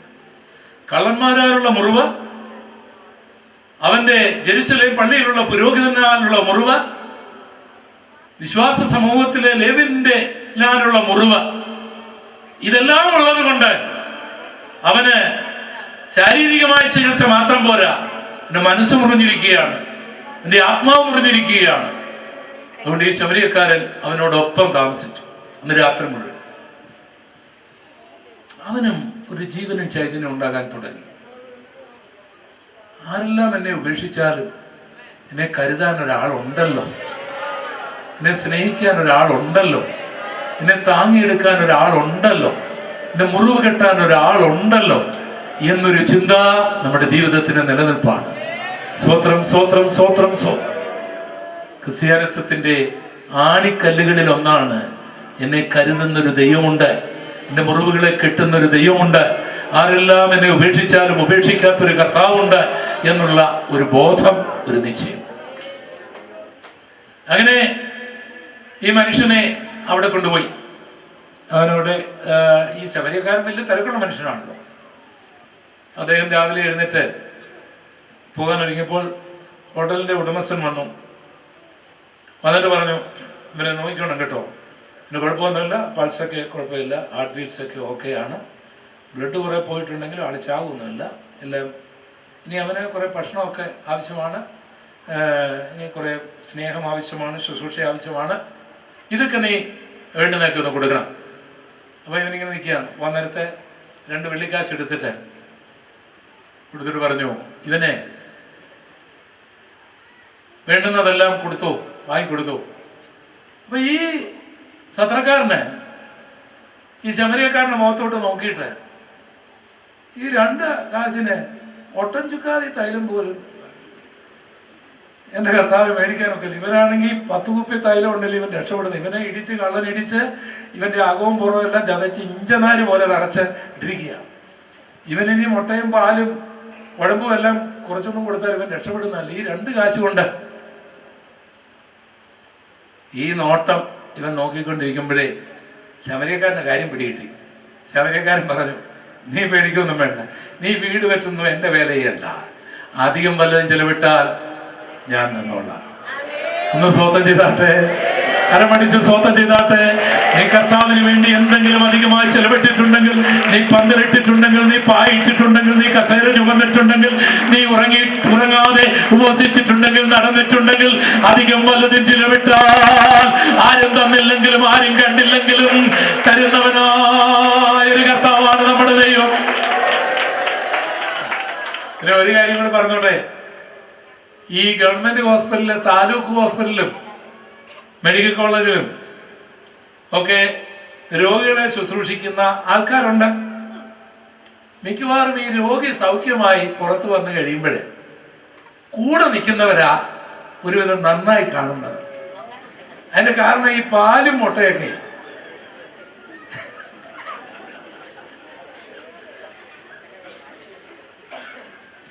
പക്ഷെ ഈ സത്രത്തിൽ ശമരിയക്കാരൻ വരുമ്പോൾ ദൈവം ഏൽപ്പിച്ച വ്യക്തി ആരോഗ്യമുള്ളവനായി കൊടുക്കണമെന്നുള്ള ഒരു ഉത്തരവാദിത്വം ദൈവത്തിന്റെ വേലക്കാരാകുന്ന ഞാൻ ഉൾപ്പെടെ നമുക്കെല്ലാവർക്കുമുണ്ട്. ഒന്ന് സ്വന്തം ചെയ്താട്ടെ, ഒന്ന് സ്വന്തം ചെയ്താട്ടെ. സാത്താനാകുന്ന കള്ളനാൽ മുറിവേറ്റ് പാപത്താൽ ബന്ധിക്കപ്പെട്ട് മദ്യപാനത്താൽ ബന്ധിക്കപ്പെട്ട് വഴിയോരങ്ങളിൽ കിടക്കുന്ന ജീവിതങ്ങളെ കർത്താവ് തന്റെ രക്തം ഉപയോഗിച്ച് വീണ്ടെടുത്ത് നമ്മുടെ കരങ്ങളിൽ ഏൽപ്പിച്ചെങ്കിൽ അവൻ വരുന്നതിന് മുൻപേ അവരെ ആരോഗ്യപൂർണ്ണ കർത്താവിന്റെ മുൻപിൽ സമർപ്പിക്കുവാനുള്ള ഒരു ഭാരിച്ച ഉത്തരവാദിത്വം ഈ സത്രക്കാർക്കുണ്ട് എന്നുള്ള കാര്യം മറക്കരുത്. അവനാകപ്പാടെ കള്ളന്മാരാൽ മുറിവേറ്റിട്ട് വരികയാണ്. അവനാകപ്പാടെ പുരോഹിതനാലും ലേവ്യനാലും മുറിയപ്പെട്ടിട്ടാണ് ഈ സത്രത്തിലേക്ക് വന്നത്. നീ മോനെ മുറിക്കരുത്. കരമടിച്ച് ദൈവത്തെ സ്തുതിക്കാം. അവന്റെ മുറിവുകളിലേക്ക് എത്തേണ്ടത് ഈ സത്രത്തിനകത്താണ്. ഇവിടെയാണ് അവൻ ആശ്വാസം പ്രാപിക്കേണ്ടത്. ഇവിടെയാണ് അവൻ ധൈര്യം പ്രാപിക്കേണ്ടത്. ഇവിടെയാണ് അവൻ ആരോഗ്യമുള്ളവനായി തീരേണ്ടത്. ശമരിയക്കാരൻ പോകുമ്പോൾ പറയുന്നൊരു ദൂത് നിങ്ങൾ കേട്ടല്ലോ. അധികം വല്ലതും ചിലവിട്ടാൽ മടങ്ങി വരുമ്പോൾ ഞാൻ തന്നുകൊള്ളാം. ഇവിടെ കള്ളനാൽ മോക്ഷിക്കപ്പെട്ട് മുറിവേറ്റ മനുഷ്യൻ ആദാമ്യ കുലമാണ്. ആദാം സാത്താനാകുന്ന കള്ളനാൽ മുറിവേറ്റ് കഴിഞ്ഞപ്പോൾ അവൻ എന്ത് സംഭവിച്ചു? മരണം സംഭവിച്ചു. അർദ്ധപ്രാണനായ അവനും തിന്നുന്ന നാളിൽ നീ മരിക്കും. ആത്മാവിൽ അവൻ മരിച്ചു. അർദ്ധപ്രാണൻ, പകുതി ജീവൻ അവനുണ്ടായിരുന്നു. അവന്റെ വസ്ത്രം നഷ്ടപ്പെട്ടു. മാനവകുലത്തിന്റെ ഒരു ചിത്രമാണിത്. എന്നാൽ കർത്താവ് നല്ല ശമരിയക്കാരൻ മതങ്ങൾക്ക്, ലേവ്യന്, ലേവ്യ പൗരോഹിത്യത്തിന്, അതിന്റെ കർമ്മങ്ങൾക്ക്, അതിന്റെ ആചാരങ്ങൾക്ക് ഈ മുറിവേറ്റവനെ സഹായിക്കാൻ ഒന്നുമില്ലാതിരിക്കുമ്പോൾ ശമരിയക്കാരൻ 3 കാര്യവുമായി വരുന്നു, 4 കാര്യവുമായി വരുന്നു. ഒന്ന് മനസ്സലിവ്. ആ മനസ്സലിവ് കൊണ്ട് താൻ അടുത്തു വന്നു. 2, തനിക്ക് എണ്ണ ഒഴിക്കാനുണ്ട്. തന്റെ കയ്യിൽ വീഞ്ഞുമുണ്ട്. ഈ വീഞ്ഞ് ആ അന്ത്യത്താഴ വേളയിൽ ഉയർത്തിക്കൊണ്ട് കർത്താവ് പറഞ്ഞ വാക്ക് നിങ്ങൾക്ക് ഓർമ്മയുണ്ടാകും. ഇത് പാപികൾക്ക് വേണ്ടി ചൊരിയപ്പെടുന്ന പുതിയ നിയമത്തിലെ എന്റെ രക്തം. സാത്താനാൽ മുറിവേറ്റ ഏത് മനുഷ്യന്റെയും മുറിവുകൾ കരിയണമെങ്കിൽ യേശു കർത്താവിന്റെ രക്തത്തിന് മാത്രമേ കഴിയൂ. ഗോൽഗോത്തായുടെ മലമുകളിൽ കാരിരുമ്പാണികൾക്ക് വേണ്ടി കരങ്ങൾ നീട്ടി പിടഞ്ഞു മരിച്ച നസ്രയനായ യേശു കർത്താവിന്റെ രക്തം ഇന്നും മുറിവേറ്റ ഏത് പാപിയുടെയും മുറിവിനെ ഉണക്കുവാൻ കഴിവുള്ളതാണ്. തീർന്നില്ല. ഈ ശമരിയക്കാരന്റെ കയ്യിൽ എണ്ണയുണ്ട്. എണ്ണ പരിശുദ്ധാത്മാവിന്റെ നിഴലാണ്, നിധാനമാണ്. കർത്താവ് പറഞ്ഞു, ഞാൻ പോകുന്നത് പ്രയോജനം. ഞാൻ പോകാഞ്ഞാൽ കാര്യസ്ഥൻ വരികയില്ല.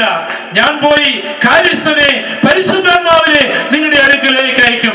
പരിശുദ്ധാത്മാവ് വരുമ്പോഴാണ് പാപത്തെ കുറിച്ചുള്ള ബോധമുണ്ടാകുന്നത്. പരിശുദ്ധാത്മാവ് വരുമ്പോഴാണ് നീതിയെ കുറിച്ചുള്ള ബോധമുണ്ടാകുന്നത്.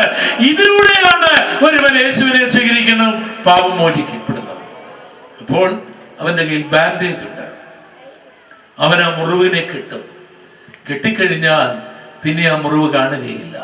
ഒരു പാപിയായ മനുഷ്യൻ അവന്റെ പാപം ദൈവത്തോട് ഏറ്റുപറഞ്ഞ് കർത്താവിന്റെ രക്തത്തിൽ ആശ്രയിച്ചു കഴിയുമ്പോൾ പിന്നെ ആർക്കും ആ പാപം കാണുവാൻ കഴിയാതെ വണ്ണം എന്നേക്കുമായി അവൻ ക്ഷമിക്കുകയാണ്.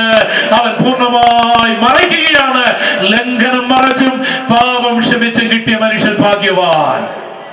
അങ്ങനെ രക്ഷിക്കപ്പെട്ട ഒരുവനെ കർത്താവ് തന്റെ സഭയാകുന്ന സത്രത്തിലാണ് കൊണ്ടുവരുന്നത്. പ്രവൃത്തി 2:47 നമ്മൾ ഇങ്ങനെ വായിക്കുന്നു, കർത്താവ് രക്ഷിക്കപ്പെടുന്നവരെ തന്റെ സഭയോട് ചേർത്തുകൊണ്ടിരുന്നു. ഒരുവൻ രക്ഷിക്കപ്പെട്ടാൽ വഴിയിൽ വെച്ചാണ് അവൻ ശമരിയക്കാരനെ കാണുന്നത്. വഴിയിൽ വെച്ചാണ് എണ്ണയും വീഞ്ഞും അവൻ ലഭിക്കുന്നത്. വഴിയിൽ വെച്ചാണ് അവന്റെ മുറിവുകൾ കെട്ടപ്പെടുന്നത്. ഇതൊക്കെ ശരിയാണ്. പക്ഷേ അവൻ സത്രത്തിലെത്തണം. രക്ഷിക്കപ്പെട്ട എല്ലാ വ്യക്തിക്കും ഒരു സഭയുണ്ടായിരിക്കും. സ്വതം ചെയ്താട്ടെ, സ്വതം ചെയ്താട്ടെ. ഒരുവൻ രക്ഷിക്കപ്പെട്ടു എന്നതിന്റെ വ്യക്തമായ തെളിവ് അവൻ സഭയിൽ വന്നിരിക്കും. ആ സഭയിൽ യേശുവിന്റെ വരവ് വരെ, അല്ലെങ്കിൽ അവന്റെ മരണം വരെ അവന്റെ ആരോഗ്യം പൂർണ്ണമാകുവാനുള്ള ശുശ്രൂഷ നടക്കുകയാണ്. 2 വെള്ളിക്കാശ് കൊണ്ട് കർത്താവിന്റെ പഴയ നിയമവും പുതിയ നിയമവും അതിനാ ഉപയോഗിക്കപ്പെടുകയാണ്. പഴയ നിയമമൊക്കെ വേണ്ട എന്ന് പറയുന്ന ചിലരുണ്ട്. ഈ ശമരിയക്കാരൻ 1 വെള്ളിക്കാശല്ല കൊടുത്തത്, 2 വെള്ളിക്കാശാണ് കൊടുത്തത്. ഒന്ന് സ്വന്തം ചെയ്താട്ടെ, ഒന്നുകൂടെ സ്വന്തം ചെയ്താട്ടെ. ഈ തിരുവചനത്താൽ ആണ് ഒരു വ്യക്തി ക്രിസ്തുയേശുവാകുന്ന തലയോളം വളരേണ്ടത്. ഒന്ന് സ്വന്തം ചെയ്താട്ടെ. ഈ തിരുവചനത്തിൽ ഇല്ലാത്തത്, ഈ തിരുവചനത്തിൽ ഇല്ലാത്ത മാതൃകകൾ നമ്മുടെ ശുശ്രൂഷയിൽ പാടില്ല. ഒന്ന് സ്വന്തം ചെയ്താട്ടെ. ഈ തിരുവചനത്തിൽ ഇല്ലാത്തത്, ഈ തിരുവചനത്തിൽ മാതൃകയില്ലാത്തത് നമ്മുടെ ശുശ്രൂഷയിൽ വെളിപ്പെട്ടു വരുവാൻ പാടില്ല. ദിവസങ്ങൾ പലത് കഴിഞ്ഞു. ഈ മനുഷ്യൻ മുറിവുകളൊക്കെ കരിഞ്ഞു. വീട്ടിൽ പോകാൻ ഒക്കെ ആരോഗ്യമായി. അപ്പോൾ ഈ ഹോട്ടൽ ഉടമയോട്, ഈ സത്രക്കാരനോട് ഇവൻ ചോദിക്കുകയാണ്, സാർ, എന്നെ ഇവിടെ കൊണ്ടുവന്ന ആ ശമരിയക്കാരൻ എവിടെയാണ് സാർ താമസിക്കുന്നത്? എനിക്ക് പണമുണ്ടായിരുന്നപ്പോൾ, കഴിവുണ്ടായിരുന്നപ്പോൾ, സ്ഥാനമുണ്ടായിരുന്നപ്പോൾ എത്ര പേര് എന്നെ സ്നേഹിക്കാനുണ്ടായിരുന്നു, പൊക്കിക്കൊണ്ട് നടക്കാനുണ്ടായിരുന്നു, പറയാനുണ്ടായിരുന്നു, കാണാനുണ്ടായിരുന്നു. പക്ഷേ സാർ, എൻ്റെ പണമെല്ലാം നഷ്ടപ്പെട്ട് മുറിവേറ്റ് കഴിഞ്ഞപ്പോൾ എനിക്ക് മനസ്സിലായി യഥാർത്ഥ സ്നേഹിതരാരാണെന്ന്, യഥാർത്ഥ മതം ഏതാണെന്ന് എനിക്ക് മനസ്സിലായി. എന്നാൽ എൻ്റെ ഉയർച്ചയുടെ കാലത്തൊന്നും ഞാൻ ശമരിയക്കാരനെ കണ്ടില്ല. എനിക്ക് പണമില്ലാതെ വന്നപ്പോൾ, എനിക്ക് മുറിവുണ്ടായപ്പോൾ ഞാൻ ശമരിയക്കാരനെ കണ്ടു. മറ്റുള്ളവരിൽ നിന്ന് വ്യത്യസ്തനായൊരു മനുഷ്യൻ. ആരുമില്ലാതെ എൻ്റെ വേദനയിൽ, എൻ്റെ ദുഃഖത്തിൽ, എൻ്റെ മതത്തിന്, എൻ്റെ ആരാധനയ്ക്ക്, എൻ്റെ പ്രിയപ്പെട്ടവർക്കൊന്നും സഹായിക്കാതെ എൻ്റെ ഹൃദയം തകർന്ന് ഞാൻ കിടന്ന വേളയിൽ എൻ്റെ അടുക്കൽ വന്ന ആ മനുഷ്യൻ, അയാൾ എന്നോട് വോട്ട് ചോദിച്ചില്ല, മതം ചോദിച്ചില്ല, ജാതി ചോദിച്ചില്ല, സഭ ചോദിച്ചില്ല, പണം ചോദിച്ചില്ല. അയാൾ എൻ്റെ മുറിവുകൾ കെട്ടി, അയാൾ എൻ്റെ അടുക്കലിരുന്നു, അയാളുടെ വാഹന മൃഗത്തിൽ കയറ്റി, അവിടെ രക്തം പുരളുമോ എന്ന് അയാൾ ചിന്തിച്ചില്ല. ആ രാത്രി മുഴുവൻ എന്നോട് കൂടി ഇരുന്നു. പോകുന്ന നേരത്തെ എൻ്റെ ചെലവിന് വേണ്ടിയുള്ള ബില്ല് അയാൾ പേ ചെയ്തു. ആ നല്ല ശമരിയക്കാരനോട് ഒരു നന്ദി പറയാൻ, അദ്ദേഹത്തെ ഒന്ന് കാണാൻ എനിക്ക് സാധിക്കുമോ സാർ? അപ്പം സത്രക്കാരൻ പറയാ, ഞാനും പുള്ളിയെ കാത്തിരിക്കുക. ഈ 2 വെള്ളിക്കാശൊക്കെ എന്നേ തീർന്നിടോ. നിനക്ക് മുട്ടയിൽ പാലും നിനക്ക് കുഴമ്പും അതുമൊക്കെ മേടിച്ച് പുള്ളി വന്നാലേ എൻ്റെ കടവും വിടത്തുള്ളൂ. നീ മുഖാന്തരം ഞാനും ഒരു കുരുക്കിലാണ്. ഞാനിനി രക്ഷപ്പെടണമെങ്കിൽ ഈ സമരിയക്കാരൻ വരണം.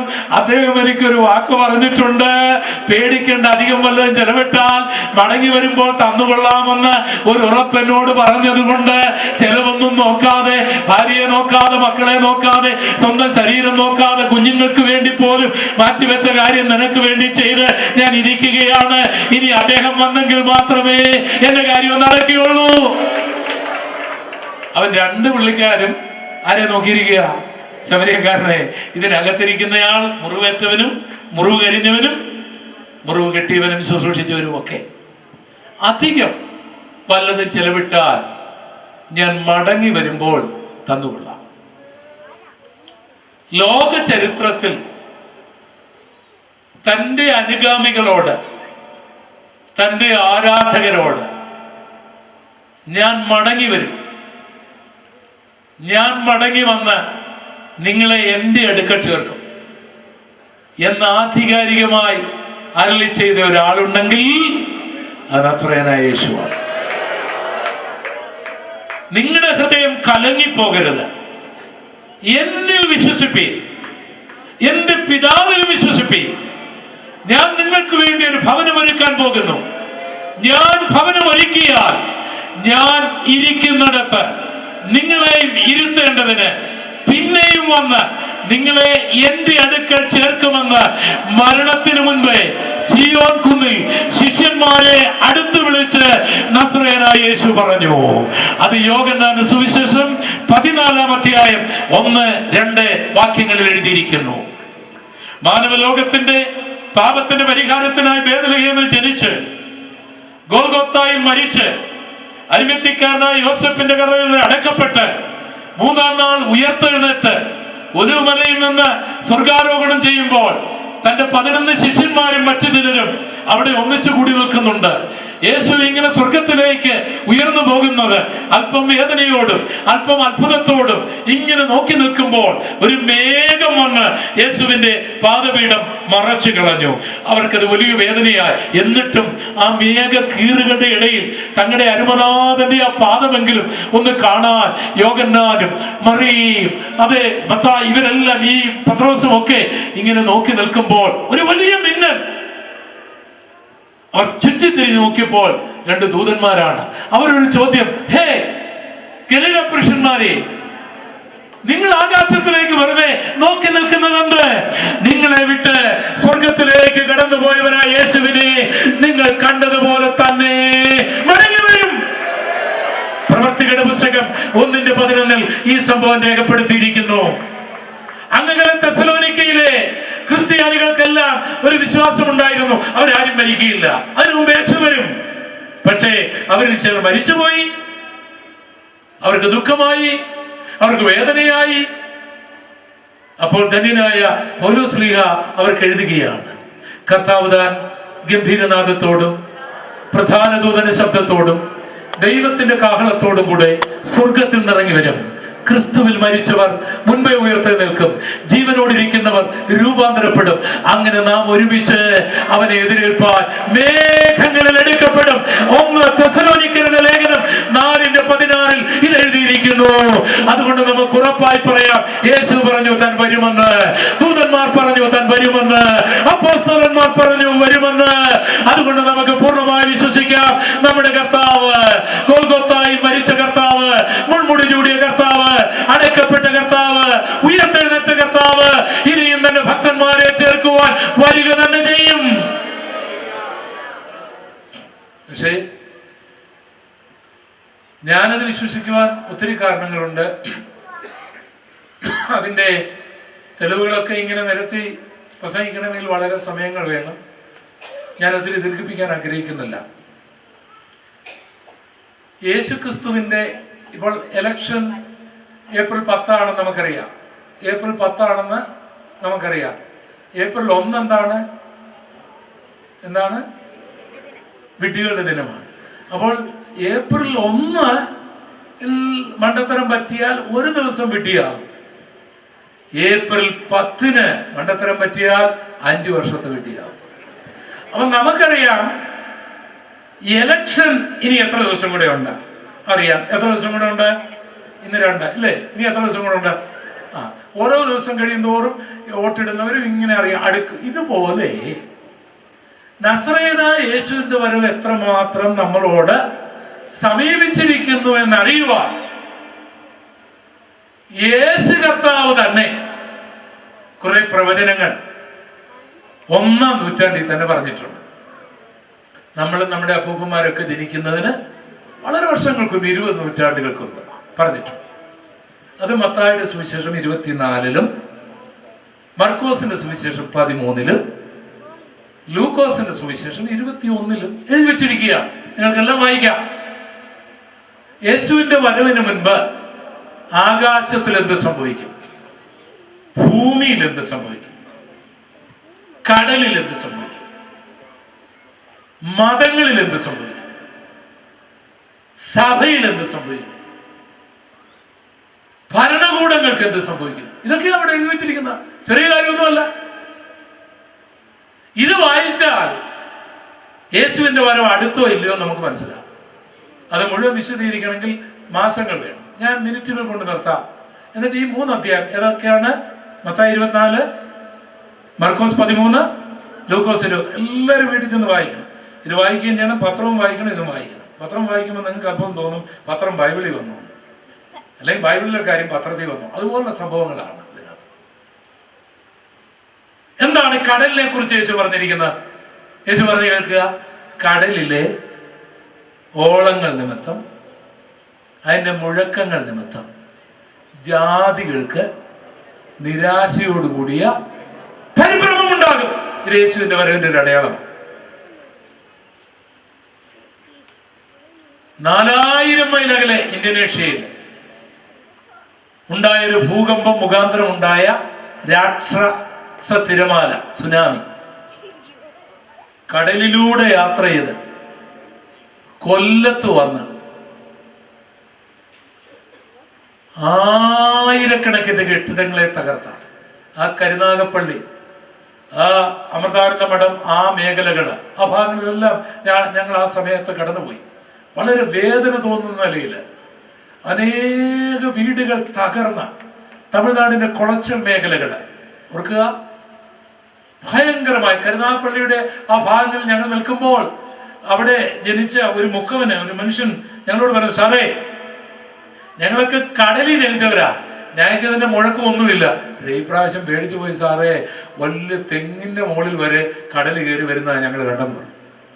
അപ്പൊ കടലിന്റെ ഓളവും മുഴക്കവും എന്താണെന്ന് കേരളക്കാർക്കും ജപ്പാൻകാർക്കും തമിഴ്നാട്ടുകാർക്കും ഒക്കെ മനസ്സിലായി.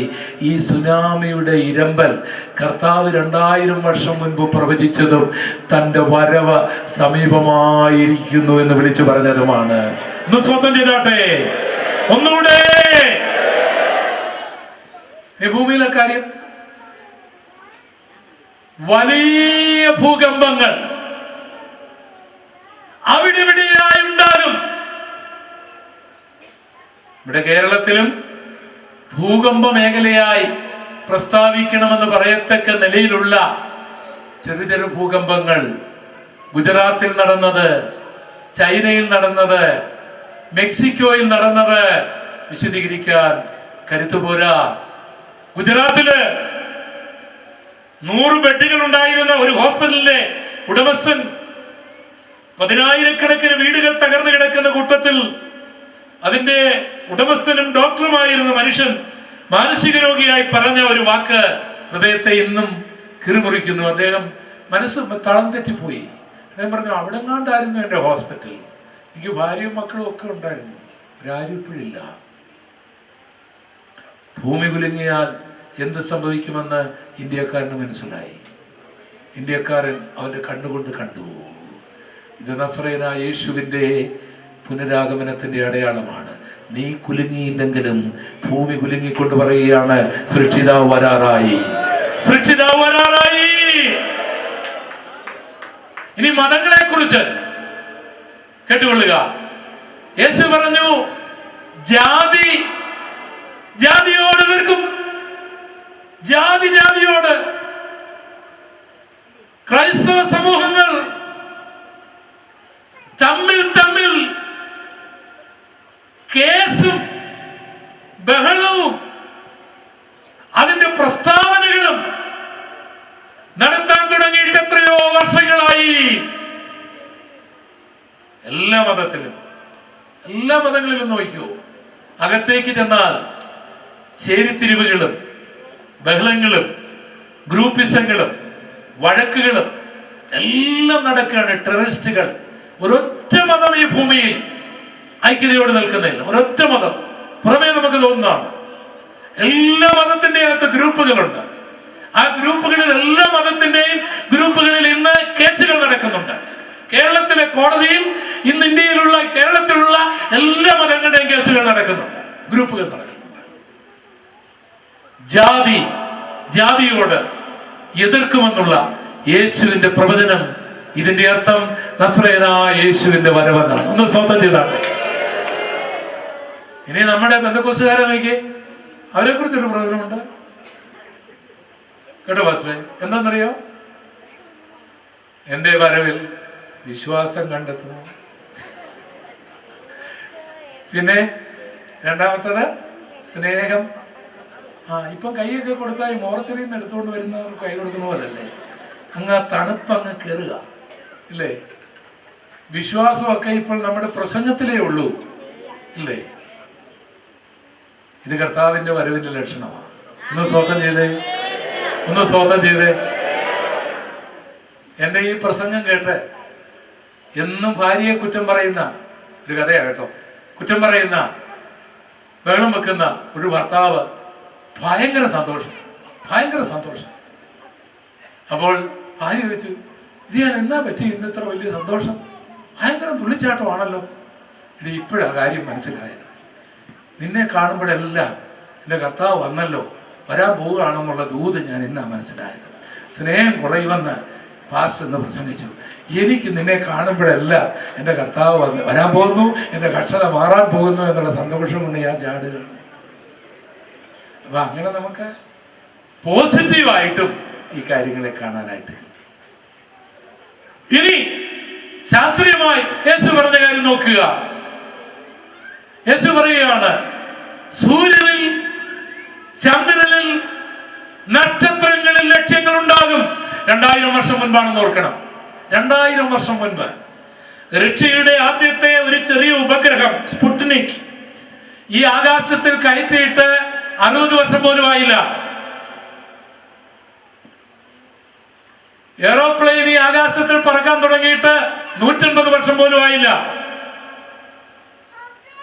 എന്നാൽ യേശു പറഞ്ഞു, സൂര്യനിൽ, ചന്ദ്രനിൽ, നക്ഷത്രങ്ങളിൽ വരെ ലക്ഷ്യങ്ങൾ ഉണ്ടാകുമെന്ന്. എന്നാൽ ഇന്ന് നമുക്കറിയാം, ചന്ദ്രനിൽ മനുഷ്യൻ പോയി, ചൊവ്വായി പര്യവേഷണം നടത്തിക്കൊണ്ടിരിക്കുന്നു, നക്ഷത്രങ്ങളെ കുറിച്ച് പഠിച്ചുകൊണ്ടിരിക്കുന്നു. ഇന്ന് നമ്മുടെ ഇന്ത്യ ഉൾപ്പെടെയുള്ള രാജ്യങ്ങൾ ഈ ഗോളങ്ങളെ കുറിച്ചുള്ള പഠനങ്ങളാണ്. ഇതിന്റെ അർത്ഥം നസ്രയനായ യേശുവിന്റെ വരവടുത്തുവെന്നാണ്. ഒന്നുകൂടെ സ്വന്തം ചെയ്താട്ടെ. ഒരു കാര്യം കൂടി പറഞ്ഞ ആ ഭാഗം ഞാൻ നിർത്തി നിങ്ങൾക്ക് വേണ്ടി പ്രാർത്ഥിക്കാൻ പോവുകയാണ്. യേശു പറഞ്ഞ ഒരു വചനം ലൂക്കോസ് 21:26. ആകാശത്തിന്റെ ശക്തികൾ ഇളകിപ്പോകുന്നതിനാൽ ഭൂലോകത്തിൽ എന്ത് സംഭവിക്കുമെന്ന് ഓർത്ത് മനുഷ്യർ നിർജീവന്മാരാകും. അപ്പോൾ മനുഷ്യപുത്രൻ ആകാശമേഘങ്ങളിൽ വരുന്നത് നിങ്ങൾ കാണും. ഇത് കാണുമ്പോൾ നിങ്ങളുടെ വീണ്ടെടുപ്പ് അടുത്തിരിക്കുന്നത് കൊണ്ട് തലകൾ ഉയർത്തുവീൻ. കസ്തൂരി രംഗൻ അല്ലേ ഇവിടെ പേരതല്ലേ? അല്ലേ അല്ലേ കസ്തൂരി രംഗൻ. കസ്തൂരി രംഗൻ എന്ന് കേൾക്കുന്ന തന്നെ ഇപ്പോഴരേഞ്ചുകാർക്ക് ഒരു ചൊറിച്ചിൽ പോലെയാണ്. എന്നാൽ അരേഞ്ചുകാർ അറിഞ്ഞിരിക്കേണ്ട ഒരു കാര്യം ഞാൻ പറയാം. 2 വശവും കൂടെ കേട്ടിട്ട് നിങ്ങളൊരു നിഗമനത്തിലേക്ക് എത്താവുള്ളൂ. എന്താ ഈ കസ്തൂരി രംഗൻ ഈ ഇവിടെ കൊണ്ടുവന്ന എന്താണ് ഇത്? നമുക്ക് അരേഞ്ചുകാർക്ക് എന്താ മനസ്സിലായത്? നമ്മുടെ കൃഷി പോകുന്നു, അല്ലെങ്കിൽ നമുക്കിവിടെ മരം വെട്ടാനൊക്കെയല്ല, അല്ലെങ്കിൽ നമുക്കിവിടെ അത് നടത്താനൊക്കെയല്ല, ഇവിടെ കുരങ്ങിന് വേണ്ടി, അല്ലെങ്കിൽ അങ്ങനെയൊക്കെ ഒത്തിരി ചിന്തയുണ്ട്. എന്നാൽ കേട്ടുകൊള്ളൂ, ഈ ബൈബിൾ വചനവുമായിട്ടാണ് ഇതിന്റെ കണക്ഷൻ. ഇനി ഇതിന്റെ പ്രകൃതിപരമായിട്ടുള്ള 1-2 കാര്യങ്ങൾ, ഒത്തിരി സമയം എനിക്ക് വിശദീകരിക്കാൻ ഞാൻ ആഗ്രഹിക്കുന്നില്ല. ഞാൻ വേഗം ഒന്ന് പറയാം. ആഗോള താപനം എന്നൊരു പ്രതിഭാസം ഇപ്പോഴുണ്ട്. ഗ്ലോബൽ വാർമിംഗ് എന്ന് പറയും. നമുക്കിപ്പോൾ ആയിരത്തിയാർക്ക് മനസ്സിലായോ? ചൂട് കൂടുതലാണ് അല്ലേ? ഞാൻ എൻ്റെ സഹോദരങ്ങൾ ഇവിടെ വന്നിട്ടുണ്ട്. എൻ്റെ സഹോദരൻ രാധാകൃഷ്ണൻ, എൻ്റെ ജ്യേഷ്ഠൻ സുമരഞ്ജൻ ഒക്കെ ഇവിടെ വന്നിട്ടുണ്ട്. അപ്പോൾ ഞങ്ങൾ അവരുടെ വീട്ടിൽ രാവിലെ പോയപ്പോൾ ഭയങ്കര ചൂടിനെ കുറിച്ചാണ് അവർക്ക് പറയാനുള്ളത്. ഞാനിവിടെ വളർന്ന ആളായതുകൊണ്ട് എനിക്ക് പറയാം, കാലാവസ്ഥയ്ക്ക് ഭയങ്കര മാറ്റം വന്നു, ഭയങ്കര ചൂട്, നാട്ടിലെ പോലെ ചൂടായിപ്പോയി ഇവിടെ. എന്താണ് ഇതിന് കാരണം? ഈ ചൂട് എങ്ങനെ ഉണ്ടാകുന്നതാണ്? ആ ചൂടുണ്ടാകുന്നതിന്റെ തത്വം എങ്ങനെയാണ് പറയാം. 9,30,00,000 മൈലുകൾ നിൽക്കുന്ന സൂര്യനിൽ ഹൈഡ്രജൻ സ്ഫോടനം ഉണ്ടായിട്ട് അതിന്റെ ആറ്റംസ് തമ്മിൽ കൂട്ടിയിടിച്ച് ഹീലിയം എന്ന വാതകത്തിന്റെ ന്യൂക്ലിയസ് ഉണ്ടായി. തള്ളപ്പെടുമ്പോൾ സെക്കൻഡിൽ 1,86,000 മൈൽ വേഗതയിൽ ഈ ഭൂമിയിലേക്ക് വരുന്ന ചൂടും വെളിച്ചവും, അതാണ് സൂര്യകിരണങ്ങൾ. അത് ഈ 9,30,00,000 മൈൽ അകലെ യാത്ര ചെയ്ത് നമ്മുടെ തലയ്ക്ക് മുകളിലുള്ള ആകാശ തട്ടുകളിൽ അയണോസ്ഫിയറിന്റെ മേഖലയിൽ വന്ന് അയണീകരണത്തിന് വേണ്ടി കുറെ ഭാഗങ്ങൾ, ഓസോൺ ലെയറിന്റെ മേഖലയിൽ വരുമ്പോൾ അവിടെ അൾട്രാ വയലറ്റ് രശ്മിയുടെ ആഗീകരണങ്ങൾ, നമ്മുടെ നേരെ മുൻപിലുള്ള ടോപ്പോസ്ഫിയറിൽ വരുമ്പോൾ കുറെ പുറകിലേക്ക് പ്രതിഫലിക്കുന്നു. പിന്നെ ഊർന്നിറങ്ങി വരുന്ന ചൂടിന് ഇവിടെ ഒരു 15 ഡിഗ്രി ചൂട് തരുവാൻ കഴിയും. അത്രയേ ഉള്ളൂ. അപ്പം 15 ഡിഗ്രി ചൂട് കൊണ്ട് നമുക്ക് ജീവിക്കാൻ ബുദ്ധിമുട്ടാണ്. അതുകൊണ്ട് ദൈവം എന്ത് ചെയ്യുന്നറിയാമോ, ഈ 15 ഡിഗ്രി മാത്രമുള്ള ചൂടിനെ നമുക്കൊരു 28, 30 അങ്ങനെയൊക്കെയുള്ള ഒരു നിലയിലേക്ക് വരാനായിട്ട് ഇതിനെ ദൈവം തിരിച്ചുവിടും. അതിനൊരു പരിണാമം ഉണ്ടാക്കി തിരിച്ചുവിടും. അതിന് ഭൗമീകരണം എന്നാണ് ശാസ്ത്രജ്ഞന്മാർ പറയുന്നത്. അത് നമ്മുടെ തലയ്ക്ക് മുകളിലുള്ള ടോപ്പോസ്ഫിയറിന് താഴെയുള്ള കാർബൺ ഡൈ ഓക്സൈഡ് വലയത്തിൽ തട്ടി നിൽക്കും. അങ്ങനെ ഫ്ലാസ്കിലെ വെള്ളം ചൂട് നഷ്ടപ്പെടാതെ കിടക്കുന്ന പോലെ ഈ 15% ഉള്ളെങ്കിലും ഊർന്നിറങ്ങി വരുന്ന ചൂട് കൊണ്ട് നമ്മുടെ ഈ പ്രകൃതിയുടെ സന്തുലിതാവസ്ഥയെ നിലനിർത്താനായി കഴിയും. ഇങ്ങനെയാണ് ദൈവം ഭൂമിയെ സൃഷ്ടിച്ചത്. എന്നാൽ മനുഷ്യൻ പിന്നെ പല കണ്ടുപിടുത്തങ്ങൾ നടത്തി.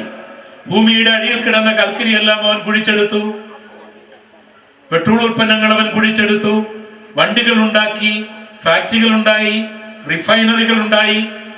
അങ്ങനെ കാർബൺ ഡൈ ഓക്സൈഡിന്റെ അനുപാതം വർദ്ധിച്ചു. ഇതിങ്ങനെ ടൺ കണക്കിന് ഈ ടോപ്പോസ്ഫിയറിന്റെ താഴെ കുന്നുകൂടാനായി തുടങ്ങി. തണുപ്പ് മാറാൻ നമ്മൾ കമ്പിളി ഉപയോഗിക്കും.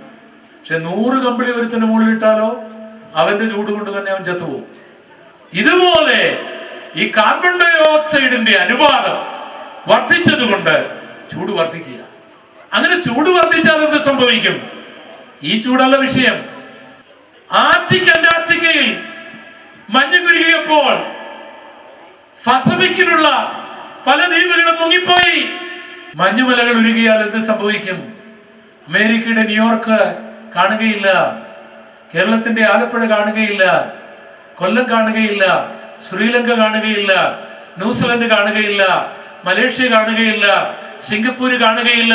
ഇതൊക്കെ വെള്ളത്തിനടിയിലായി പോകും. തീർന്നില്ല. അങ്ങനെ വെള്ളം പൊങ്ങിക്കഴിഞ്ഞാൽ കരയിലേക്ക് വെള്ളം കയറും.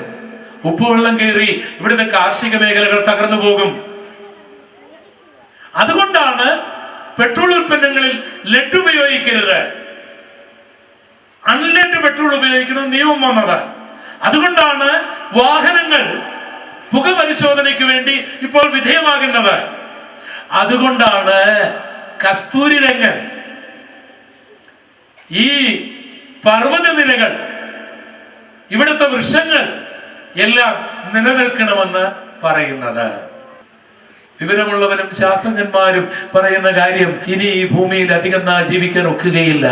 കാരണം ജീവിതം നമ്മുടെ കൃഷിയുമായി മാത്രം ബന്ധപ്പെട്ടതല്ല, അത് സൂര്യനുമായി ബന്ധപ്പെട്ടതാണ്, അത് ചന്ദ്രനുമായി ബന്ധപ്പെട്ടതാണ്, അത് ഭൂമിയുമായി ബന്ധപ്പെട്ടതാണ്, അത് ടോപ്പോസ്ഫിയറുമായി ബന്ധപ്പെട്ടതാണ്, അത് കാർബൺ ഡൈ ഓക്സൈഡുമായി ബന്ധപ്പെട്ടതാണ്, അത് കടലുമായി ബന്ധപ്പെട്ടതാണ്.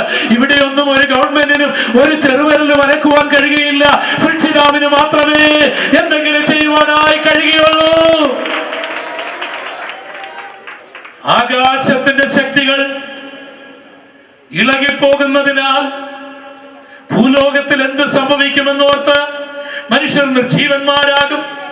അപ്പോൾ ദൈവകുമാരൻ ആകാശത്തിൽ വരുന്നത് കാണും.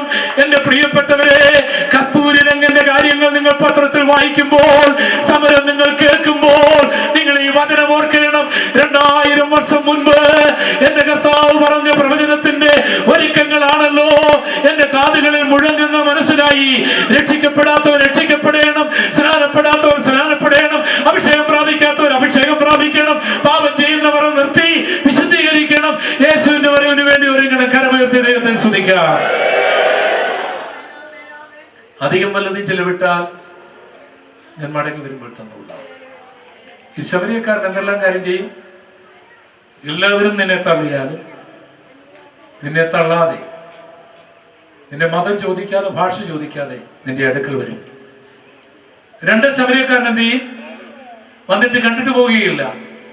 നിന്റെ പൂർവ്വ മനസ്സിലാണെങ്കിലും ശരീരത്തിലാണെങ്കിലും ആത്മാവിലാണെങ്കിലും അത് കെട്ടും. അവന്റെ വാഹനമൃഗത്തിൽ കയറ്റും. നീ എത്തേണ്ട സ്ഥലത്ത് നിന്നെ എത്തിക്കും. നിനക്ക് ആവശ്യമുള്ള ബില്ല് അവൻ പേ ചെയ്യും.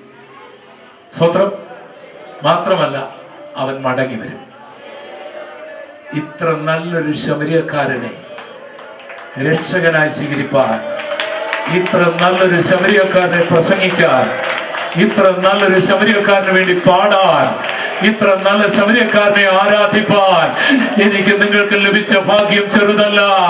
ഒന്ന് നന്ദിയോട് ദൈവത്തെ സ്തുതിച്ചാട്ടെ. എല്ലാവരും ഒന്ന് കണ്ണുകൾ അടയ്ക്കാം. എല്ലാവരും ഒന്ന് കണ്ണുകൾ അടയ്ക്കാം.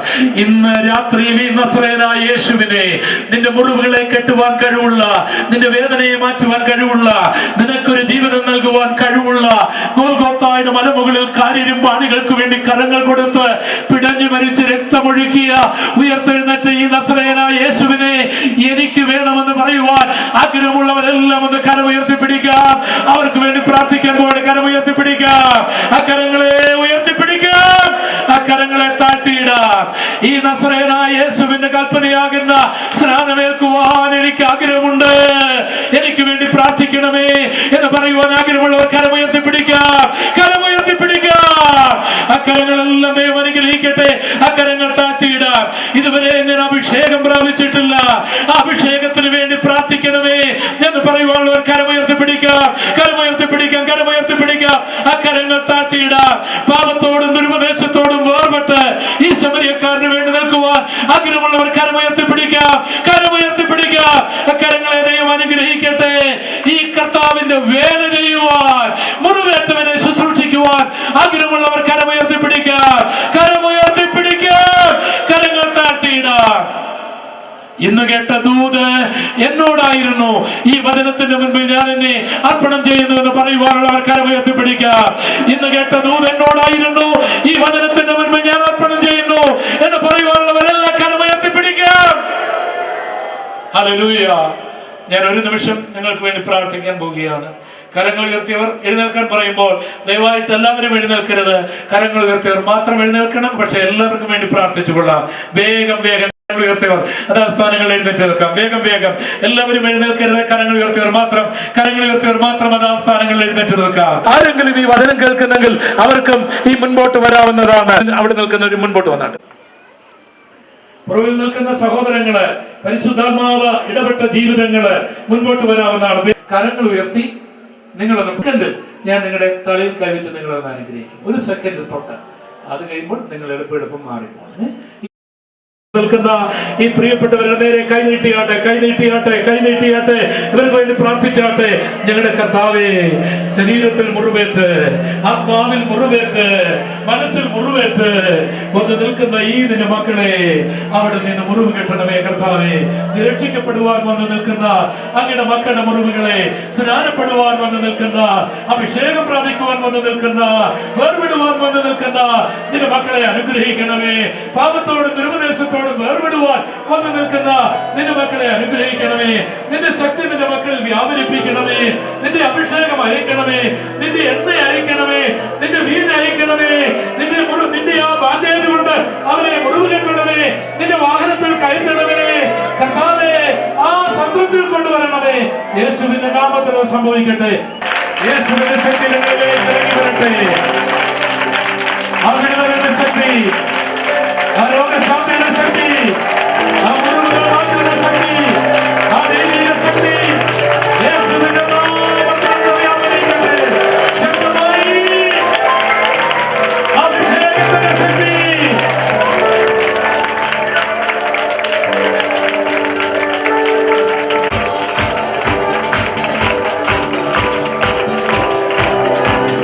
യേശുവിൻ നാമം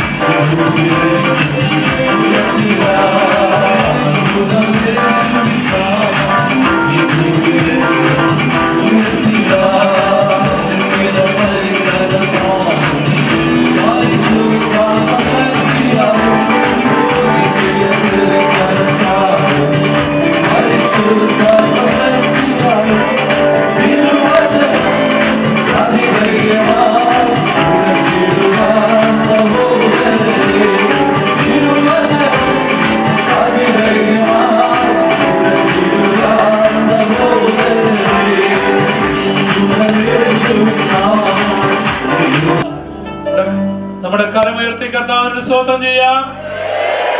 ഒന്നുകൂടെ ഒന്നുകൂടെ. പ്രിയപ്പെട്ടവരെ, എൻ്റെ വാക്ക് ചുരുക്കുന്നു. നിങ്ങളുടെ ഒരു എളിയ സഹോദരൻ, നിങ്ങളുടെ നാട്ടുകാരൻ കർത്താവിൻ്റെ വേല ചെയ്യുവാൻ ഇടയായതിൻ്റെ കാരണം നിങ്ങളുടെ ആത്മാർത്ഥമായ പ്രാർത്ഥനയാണ്, കൈത്താങ്ങലുകളാണ്. നന്ദി പറയുന്നു. ഒരു മിനിറ്റോ ഒരു സെക്കൻഡോ സ്വർഗം നിങ്ങൾക്ക് തരുന്ന സമയം ഞങ്ങൾക്ക് വേണ്ടി പ്രാർത്ഥനയ്ക്കായി നിങ്ങൾ വേർതിരിച്ചാൽ, നിങ്ങൾ പ്രാർത്ഥിച്ചാൽ സ്വർഗം അധികം വലുത് ചിലവിട്ടാൽ മടങ്ങി വരുമ്പോൾ തരും. നിങ്ങൾ പ്രാർത്ഥിക്കുവാൻ ആഗ്രഹിക്കുന്നവർ ഒന്ന് കരമുയർത്തി പിടിക്കാമോ? ഒന്ന് കരമുയർത്തി പിടിച്ചാട്ടെ. ഞാൻ നിങ്ങളെ ഒന്ന് അനുഗ്രഹിച്ച് പ്രാർത്ഥിക്കുന്നവരെ, ഞങ്ങളുടെ കർത്താവേ, എൻ്റെ വാത്സല്യ സഹോദരികൾ, സഹോദരിമാർ, മാതാപിതാക്കൾ, അങ്ങയുടെ വിലയേറിയ ദാസന്മാർ, എളിവന് വേണ്ടി പ്രാർത്ഥിക്കുവാൻ തീരുമാനിച്ചുകൊണ്ട് ഉയർത്തി ഈ കരങ്ങൾ ആവേശമാകുന്നു. നിന്റെ കുഞ്ഞുങ്ങളെ പിതാവിന്റെയും പുത്രന്റെയും പരിശുദ്ധാത്മാവിന്റെ നാമത്തിൽ അനുഗ്രഹിക്കുന്നു, യേശുവിൻ നാമത്തിൽ തന്നെ. ഒരിക്കൽ കൂടി കർത്താവിന്റെ മഹത്വം. Hallelujah, hallelujah. മുഖത്തോട് മുഖം നോക്കി പറഞ്ഞേ, ശബരിക്കാരൻ വരാനായി. അധികം വല്ലതും ചെലവിട്ടാൽ അവൻ തന്നോളൂ.